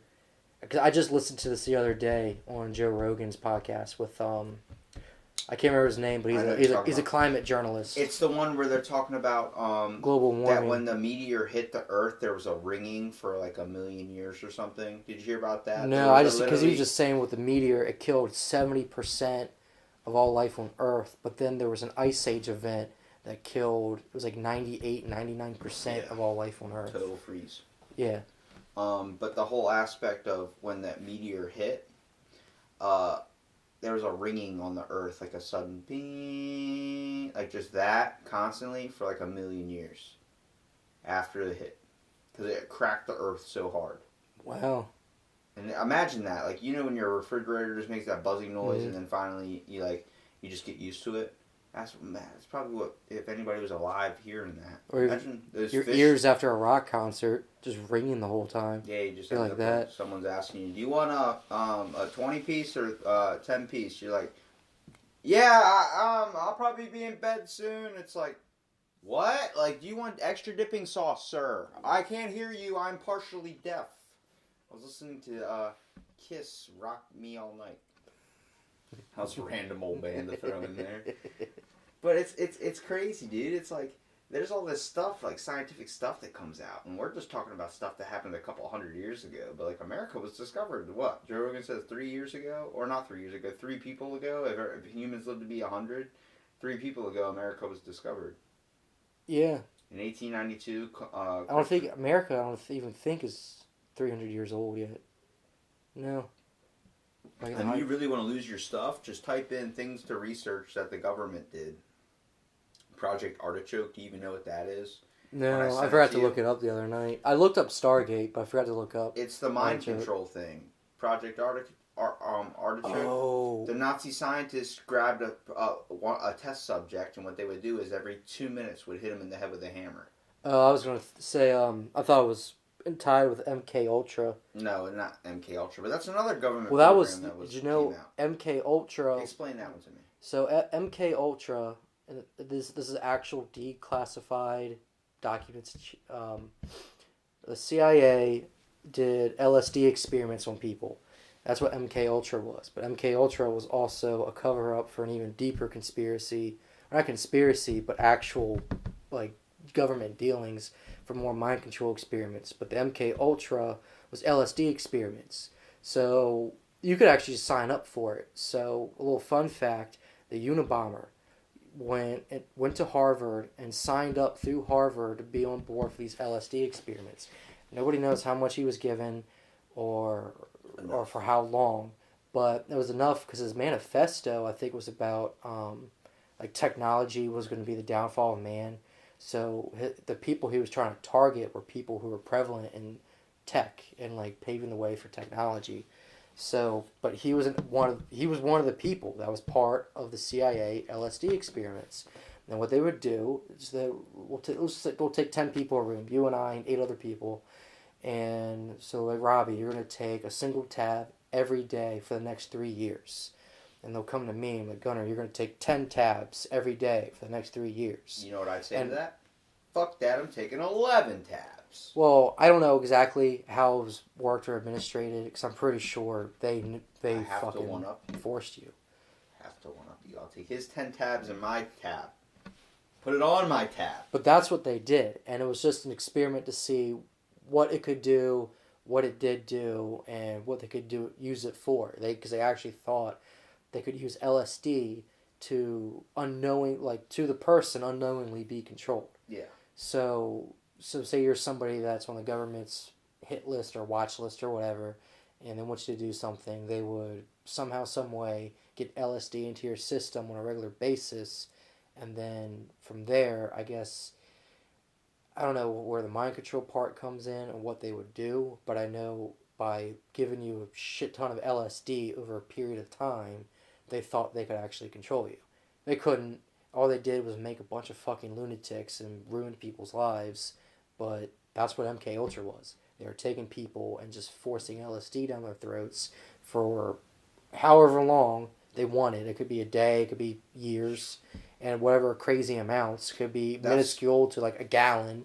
I mean, that's probably overkill, but that's what the Jedi Project used too, was LSD and those types of psychotics, doing paranormal, not paranormal, to try and unlock your psychic ability, because they believed, like, they found out Russia was doing it, and they were like, all right, we need to start focusing on this in case they try and disarm the nukes we just made with the Manhattan Project. And they found out Russia canceled it out because they're like, this is fucking ridiculous. Like, you can't do this, what we tried to even try and do it in the first place. It's ridiculous to think that someone can blow up somebody's mind. Like, you ever seen the movie Accepted, the college movie? Yeah.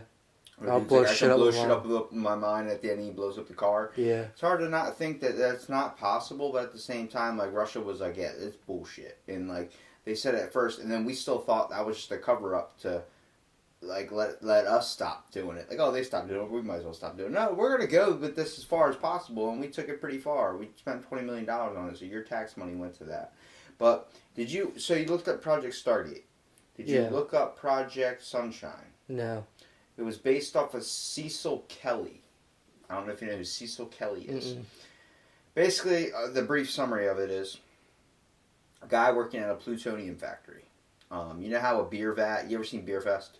Yeah. All right, you know how that giant beer vat, well, when the main reason beer vats or distilleries have a top to it is because people used to fall into them all the time and kill themselves. Not on purpose, on accident. Because if you don't have somebody shutting it off, you get sucked down to the bottom. And it's like all your oxygen gets pulled to the top, and all you sink to the bottom like a rock. Doesn't matter how heavy or how light you are. You can't. It sucks you down like a vortex. Same reason in Beer Fest when the dude sunk to the bottom and couldn't get out. Yeah, drink his way out. He said, that's the yeast. That's the same thing what they used to do with distilleries. Because heat rises to the top. So it's like, you sink to the bottom, your air's gone, and people would just drown. So that's why they put a cap on top of distillery tanks for them to brew beer, so it would control that. Well, before they had that idea to do that, and they had figured out too many people were falling into the beer tank or doing whatever, plutonium factories had the same thing. It was like a giant vat. Well, what happened was Cecil Kelly, the vat started becoming unstable, started becoming like out of control, so he tried to shut it down. And when he did that, it exploded. And what happened was it funneled all the radiation and all that stuff into his body like a funnel. And it was reported 2 people that saw it happen watched him run outside perfectly fine. 2 minutes later, started screaming that his skin was on fire. Just started screaming, "My skin's on fire." And the next thing you know, he went pale white and passed out. He woke up in the hospital 12 hours later. He died a total of 36 hours total after the incident. What happened was he was giving, let's say if the normal dose of radiation poisoning is 1.5, that's a lethal dose of radiation poisoning. He received 7 times that. Damn. So what happened was the only reason he lived for 36 hours was because they kept giving him blood transfusion. All the blood they put into him and all the blood they were taking out of him to replace was black. There were no red blood cells. Everything was like straight pudding. Where was this? This was, I can't tell you the exact location. If I had the document paper, I'd look up. You should look it up though. I'm gonna Google something real quick because I got a story similar. Well, this guy's name is Cecil Kelly. But let me finish my thing before. No, keep going. But he like all the stuff they're pulling out of him is this black goo, and the red blood cells. They were taking a needle and injecting it into his bones to pull out his bone marrow and test it. It was like powder. There was nothing left in it. It was just water. They were pulling out water and like powder out of his bones. Damn. And he died 36 hours later, and his family sued, and they only got $2 million out of it to drop the case. Cecil Kelly worked at a plutonium factory. Yeah, it was the one I'm thinking of. His name is sorry, I just read it. It's Hisashi Ouchi, and he was a Japanese nuclear reactor worker, and something went wrong, and he got exposed to a lethal amount of radiation. And the Japanese government kept him alive for 83 days before they finally agreed to let him die. Because this man was begging to be killed. What's his name? Write it down for me if you get a chance. Yeah, because I have it right here. I've read the story a few times because it's so fucked up.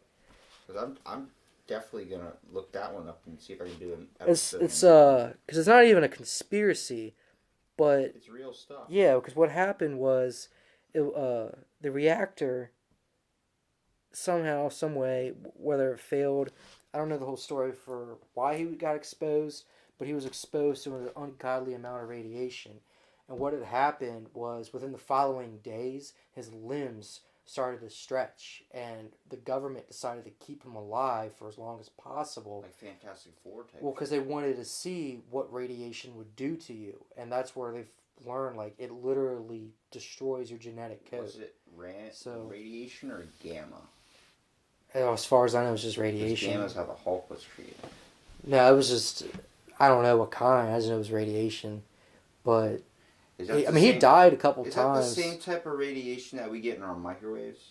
I think there's different types of radiation. Yeah, I was a kid, we had a crack in the microwave, and I would always, you sit there and stare at what you're cooking. I'd be cooking a Hot Pocket, and you gotta run to the other room or you're gonna get, like, radiation poisoning. Because how many times you just have your chin on the counter or something, your head in your hands, and you're right in front of the microwave? You gotta think there's gotta be messing with something in there.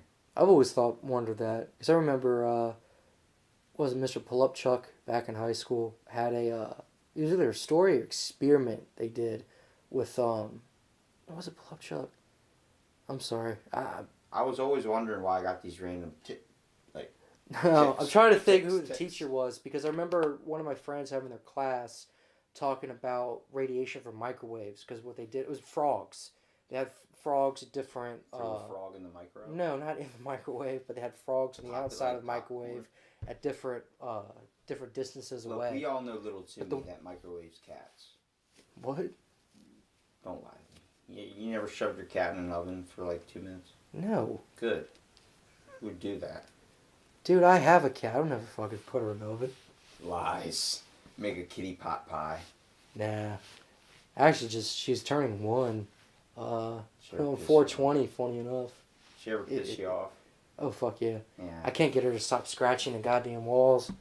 You know why? I don't like cats that much, only because of the fact that they don't really care if you're there or not. They look at you like they're the god and you're the person. That's the whole reason with like Egypt and all that. I mean, I am still more of a dog person. Because more so like... Dogs look at you, they're the one animal that resonates like with you, basically. Well, mine's like, I like to hang out outside, like when the days are warm, whatever, chill in my hammock, go outside, go for a walk.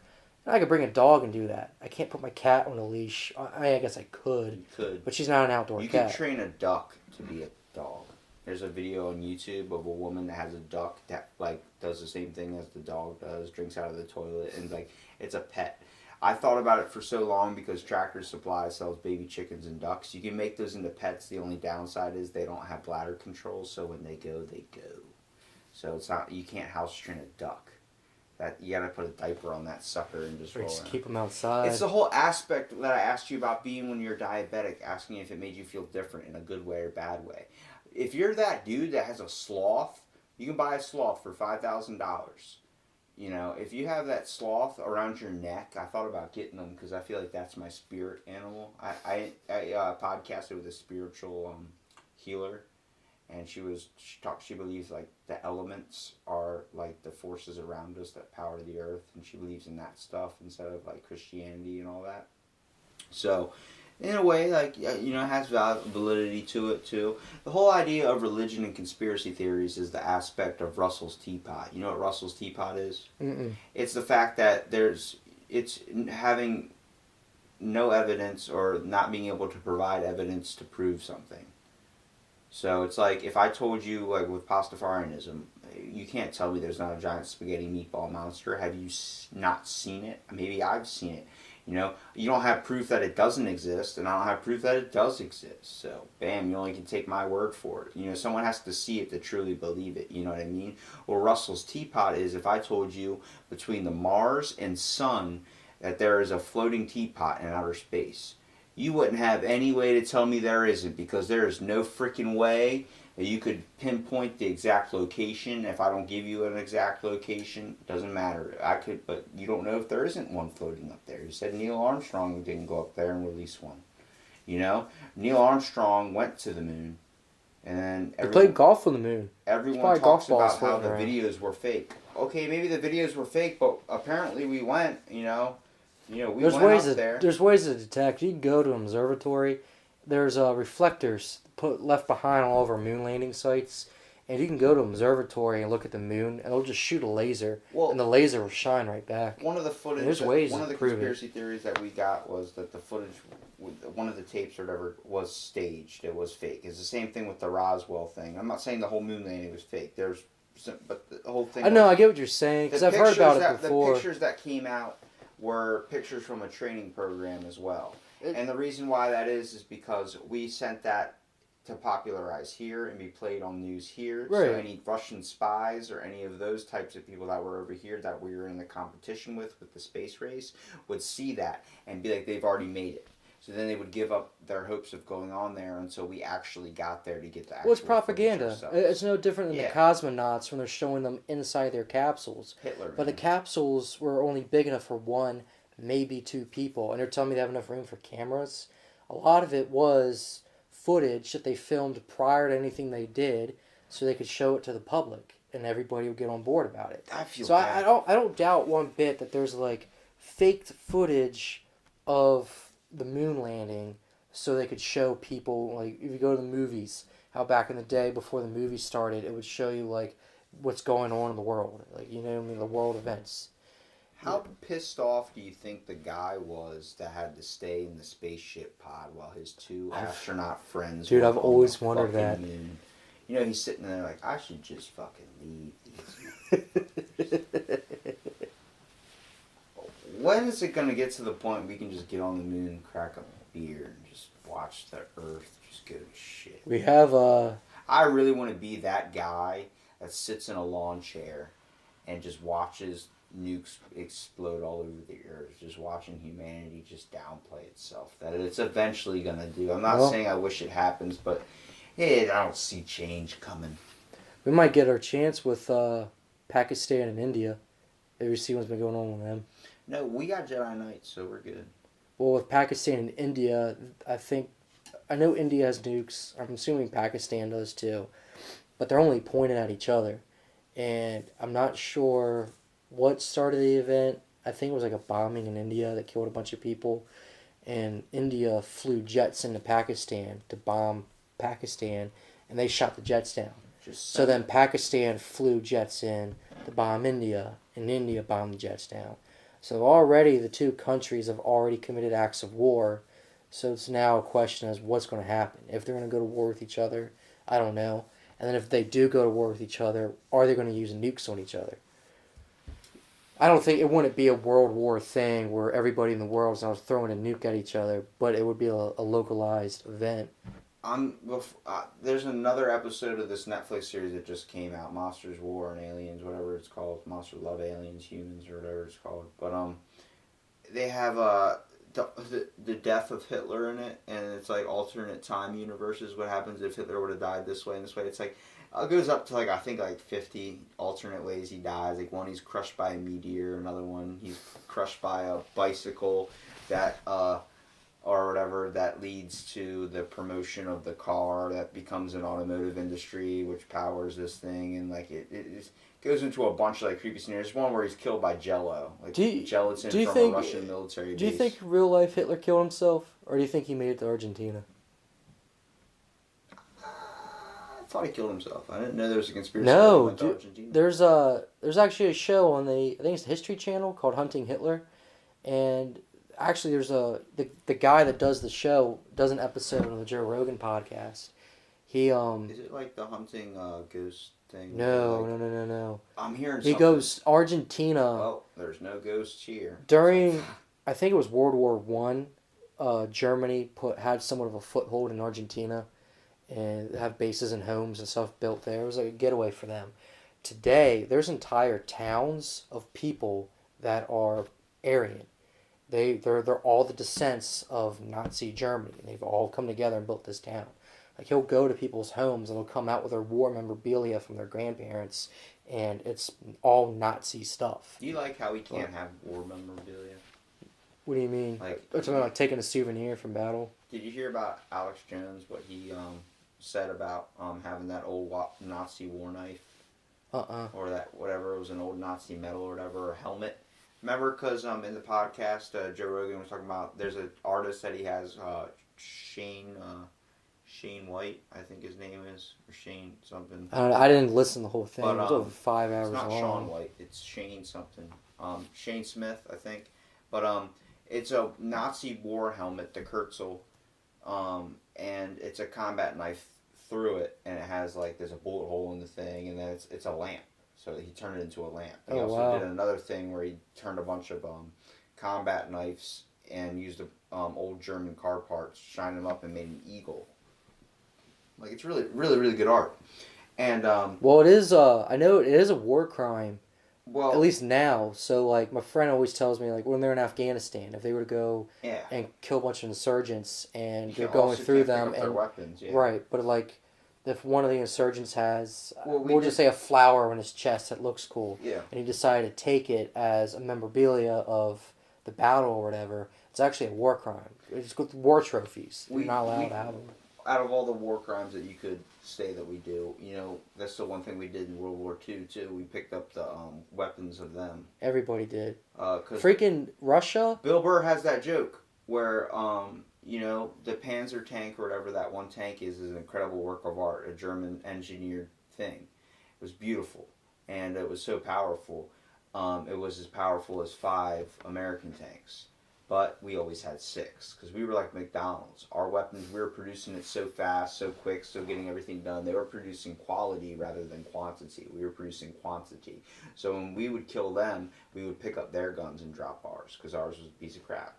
That was the same thing with the Soviet Union, but theirs was they had so many people, they didn't have enough weapons to supply everybody. So they literally sent people to war, and they told them, they said, if somebody dies, pick up their weapon. If you didn't have a weapon to defend yourself, somebody dies, pick it up. And, that was they sent people to war to fight with no weapons. And were just told to pick them up. There'll be plenty lying on the ground. They used child soldiers in Africa. Child soldiers. Germany did too. Led by General Butt Naked himself. Do you know about General Butt Naked? Mm-mm. You know what he did? No, I do not. Because the name not to give it away. I'm guessing he was butt naked with a bunch of He chips and fights sodas. with a freaking hat, sunglasses, an AK-47, and leather shoes. That is it. He uses child soldiers, leads an army of 400, or led an army of 400. And this is in Libya, South Africa, pretty sure. And, yeah, he used to fight, kill people, and eat babies. Eat the flesh of the others. And my one buddy's like, that's sick, that's messed up. No, it's his culture. It's what he was raised to know. You eat the blood. He believed he saw the devil. And then the only reason that we accept him in this country now is because he went into Christianity and found Jesus. He said Jesus came to him in a dream. And now he apologizes for just eating kids and doing that whole thing. He said it was wrong of him and he didn't understand. He was culturally ignorant, and that's their culture down there is doing that. So what we see as wrong, our views of what's wrong and right based on the morality of things is seen as what our society plays us to think is different. So what's the idea of truly of being morally accepted as right and wrong? Well, here's a simplified example. In America or any Western country, we love cats and dogs as pets. You go over to an Asian country, like in Korea, I think they made it illegal now, but you can go to a restaurant and order cat and dog. Yeah, why are cats and dogs seen as domesticated animals? There's only, I think it's like 3 or 4 things that are seen as domesticated pets out of a list of 9. And it's like, why do the other ones have that? My theory is the eyebrows. Cows don't have eyebrows. What? It's the facial expression aspect. You express more empathy if you have eyebrows. If you don't have any eyebrows, your face doesn't have as much as motion. Right. And so I think we look at like the reason why they chose a pig to use for the Project Jedi to test to try and kill, or they used goats, was because goats were seen as an ugly animal. Goats were seen as ugly. They tried a dog, it wouldn't work. Nobody wanted to kill a dog. You don't want to kill a dog because in society we think of it as a domesticated pet. Right, it's a pet. You know, why do we choose cows to be farm food? What was the difference between somebody tasting dog beef is and good. tasting? Yeah, but do you know if dog's good? No, I don't. Exactly. I know horse is good though. Horse? Horse is really good. Yeah, Taco Bell. Or water buffalo. Taco Bell served horse meat for a while, and actually there was a Hot Pocket scandal where there were 500,000 cases of Hot Pockets that were sold with horse meat. It was called the horse meat scandal. Yeah, but horse meat costs more than beef. Yeah, but you're not allowed to eat horse meat. Why? I have no clue. I have no idea, but it's apparently illegal. You can't serve it to the public without them knowing that it's horse meat. You say it's beef of a certain kind. Oh, that's well, what the horse meat scandal was. It's high in protein. It's literally like, it's higher than beef in protein, and you gotta think the faster it runs and the harder it is to kill, the better it tastes. You know why Somalian pirates eat people, and all those people eat people down there? Somalia just doesn't have food, period. It's not just that they don't have food, but those people are eating other people because of the protein content. I'm going to eat your bicep. That's pure muscle. How many grams of protein you think's in your bicep if you're ripped on crack like those guys are? Those guys are on speed. They eat a type of ginkgo leaf or something that's basically meth.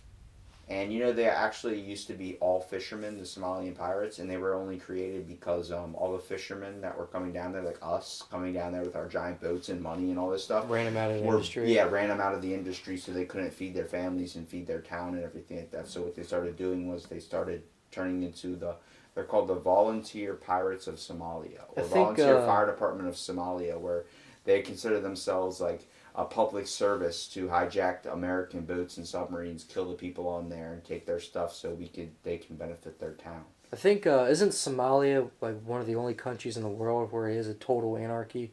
Like I don't think Somalia doesn't have a centralized government, don't they?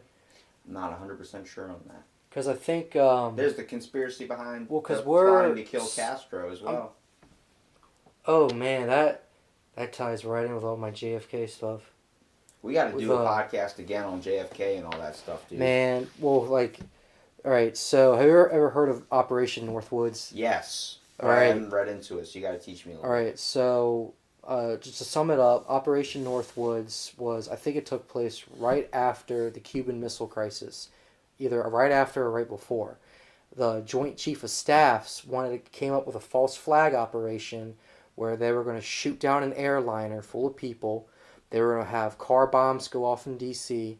They were going to have snipers kill a couple people down in Miami, and they were going to arm Cuban freedom fighters to then go attack Guantanamo Bay, our own military base, and it was all going to be in disguise to blame the Cubans, Castro, so that everybody would get on board to then go to war with Cuba, and we would take over Cuba, and because I'm pretty sure it would take place after the Cuban Missile Crisis, so we would go to war with Cuba, conquer Cuba, and that would be ours. And it was all presented to JFK because they needed the president to give the green light for all of this, and he was appalled by it and said no. And even the Joint Chief of Staff was then fired immediately. So with that, it was like right before his assassination, huh? Hold on, that led to the assassination of JFK? No. Well, I think it has part of the play of it because he wasn't playing ball with the government. Because there was a speech he ended up giving before his assassination involved with secret societies. Like there's secret societies amongst us or in the government. There's the Seven Skulls or whatever. That was the German death cult, and then we got the the secret or what is it? The Seven Society. We have that, the Secret Seven that's here. When they die, it's like there's 7 of them because they're all named after the planets. Well, I don't know. Mars, Earth. I know his biggest target from that speech was the Federal Reserve.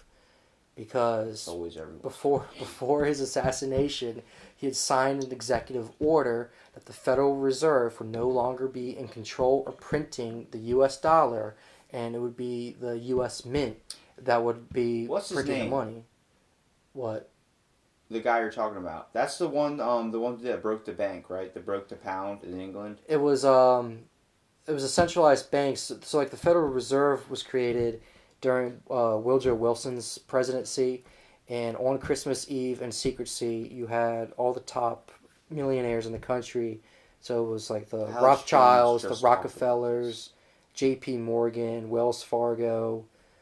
Those are the ones I know for sure. There's a couple others I always forget. But it was basically the richest people and the richest banks in the U.S. came together, and they came up with a treaty, or not treaty, but like an act or whatever, and got Woodrow Wilson to sign it when Congress was all the way on holiday for Christmas. And by the time Congress came back into session, you had the Federal Reserve. And then along with the Federal Reserve, you had the IRS. And the Federal Reserve is basically all the big banks in the country control and print our money. It's not even conspiracy. I mean, that's fact. You can Google it. Federal Reserve isn't even part of the government, which is why Congress wants to audit them all the time, because they want to know what's going on in there. Because they've made it a law. It's illegal for the government to audit and look into the Federal Reserve. So my whole thing with the JFK is because he signed an executive order that the Federal Reserve, so all the banks, no longer control and print our money. And it was going to go back to the U.S. Mint. Because the U.S. Mint, prior to all that, printed and controlled our money. So that's what I'm saying. Like, that's why I get into I think the government did it, because here you have the government coming towards him with Operation Northwoods, and he says no, has some other guys fired. Then he signs an executive order that takes power away from the Federal Reserve. And here's the real kicker. He was going to give a speech the day he was killed about his executive order, about the Federal Reserve. When Lyndon B. Johnson was sworn in as president, one of the first things he did was write an executive order that abolished the executive order Kennedy wrote and gave all the power back to the Federal Reserve. So, that's the rabbit hole I always end up going down when it comes to JFK. I got ADHD, so I was trying to listen to that as much as possible and follow you there, but you also kept tapping your hands. So sorry, man. It's all good. I talk with my hands a lot. I know. I mean, it's good because that shows expression and emotion and stuff that you're interested about, and that's awesome, dude. Because That shit, that sounds like that's I know, all dude. factual stuff, and it's just crazy to think that all that stuff happened. Because that was with that's why I get so big into JFK with I like gotta do JFK some files research, that got man. released. Seriously, I'm gonna get on to that. Oh, that's what I was asking about the whole Hitler thing. The JFK files that were all released. I think it was like a year ago. It was like 2,000 files of them. There's an actual file and a picture that was dated 1958, 10 years after World War II. They think it was Adolf Hitler leaving Colombia to go to Argentina. Because after World War II, you know the movie Inglourious Bastards, right? Yes. You know how the Inglourious Bastards were real men that went to Yes. South America Based on to a true hunt, story, to hunt Nazi war criminals. Obviously, Hollywooded it up a But little bit. they were, just like Men's well, they were World War II, but Inglourious Bastards themselves were in South America after the war. Yeah. And they were hunting Nazi war criminals. But the main focus was in Argentina because that's where all the Nazis fled to that could. They fled to Argentina.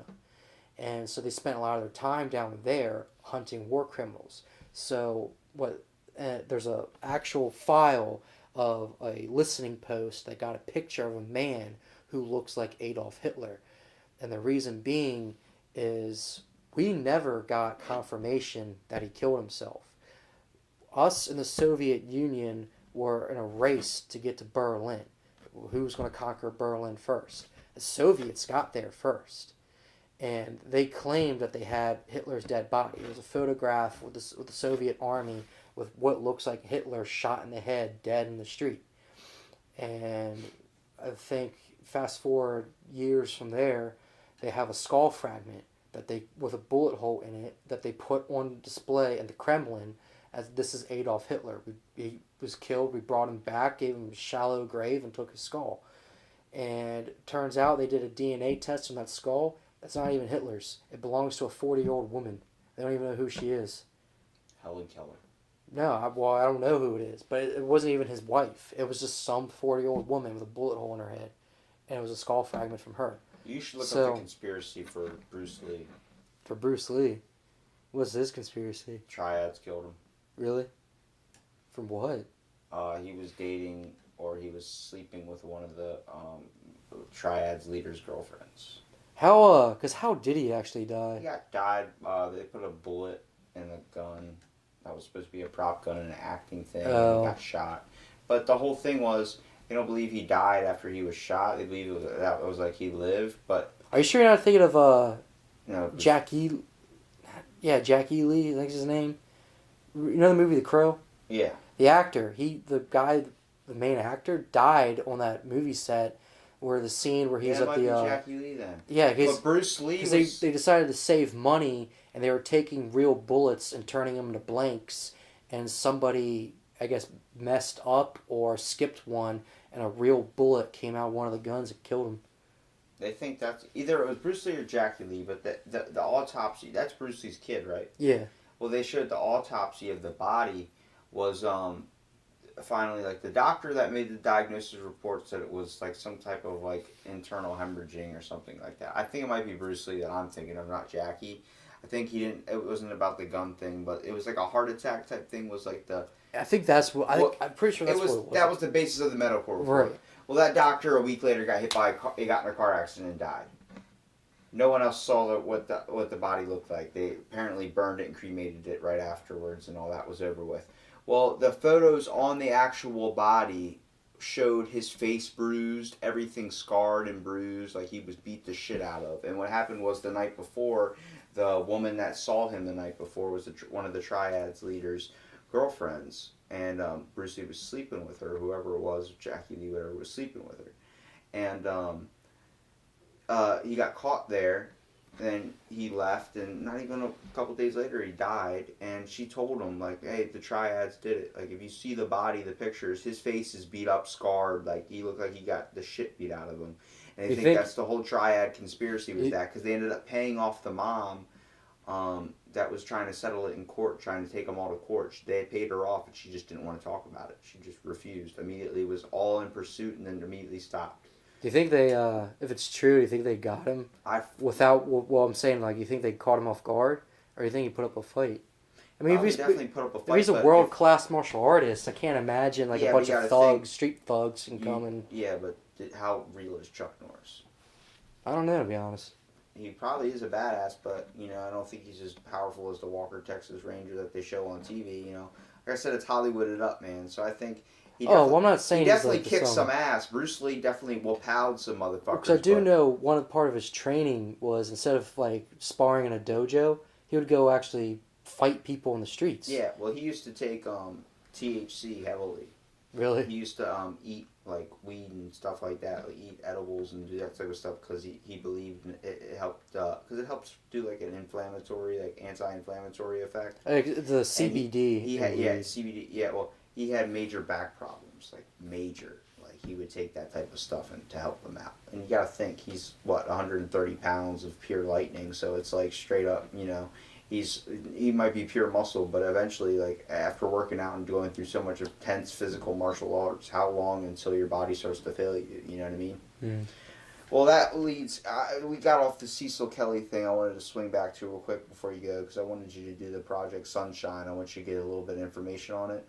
We took radiation. We tested radiation on people's loved ones and like that were dead, that were passed away without their permission.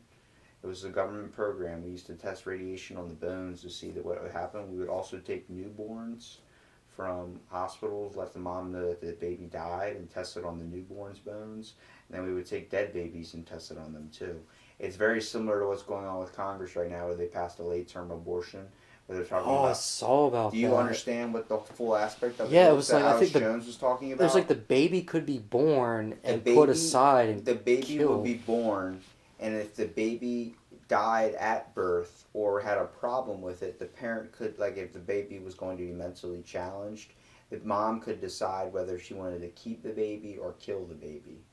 And what happens was if they decided to kill the baby, sometimes if the baby would die, they let the mom know the baby would die. Like the baby's dead, it's not alive anymore, sorry your kid didn't make it through birth. Mom start crying because she lost her kid. Then they would resuscitate the baby without the mom knowing, and then have a bunch of vans and helicopters come down and pick it up. It's the same thing if a motorcycle guy gets into a car accident or gets into a biking accident, and he's severely paralyzed and like he's in a coma or whatever, and they decide since he's an organ donor, they're not going to try and save his life. They're going to just use his organs for other things. Be like, oh, sorry, he died in the car accident. That's what they were doing. There's been evidence of that. It's also, it leads to there weren't any documents on it, but there was a thing, like people came out in interviews, like that one dude where Alex Jones makes fun of his voice. He goes, they take the skin, Joe, and they take the baby, and they take the skin of the baby. That's what they're doing. They'd have all these helicopters and stuff fly out straight to this place and take their organs. There's been hospitals that have been founded out as taking people's organs and like viable people's organs and giving them away, like to more needy people, depending on how high or much. Like, say the CEO organs of are on the Disney. black market one way or another. Yeah, like you're gonna wake up in a bathtub of ice one way, you might as well do it in a hospital, or at least you're getting treated. But it's all that stuff, man. It's hard to think that there's so much dark stuff in our government. There's dark people out there too. Walt Disney was a dark person. He hated Jews. He treated his worker like shit. Henry Ford, the guy that produced Ford Motors, he's in Hitler's biography, Mein Kampf. You know what role he played in World War II? He created the transport vehicles, planes. The he did all that Luftwaffe stuff. had a special oil blend that Henry Ford had, not so much him, but Ford had made and was selling to the Nazis. There were Ford companies. If Ford decided to stop intervening in the war, the Luftwaffe would have been grounded because their planes couldn't run on any other type of oil. It was like a very special blend that they were using through their planes. You don't even know that there were 3 companies or 3 Ford factories that were shut down because there were evidence found of creating a troop style vehicle or troop transport style vehicles for Germany.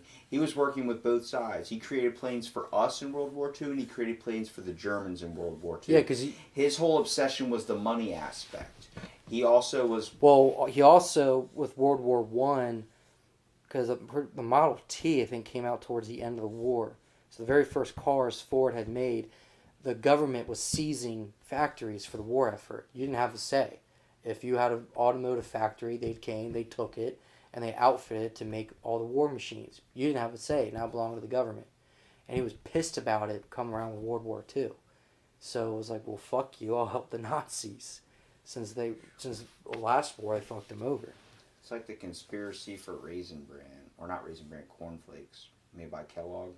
Whether there's rat shit in the fucking cornflakes. What?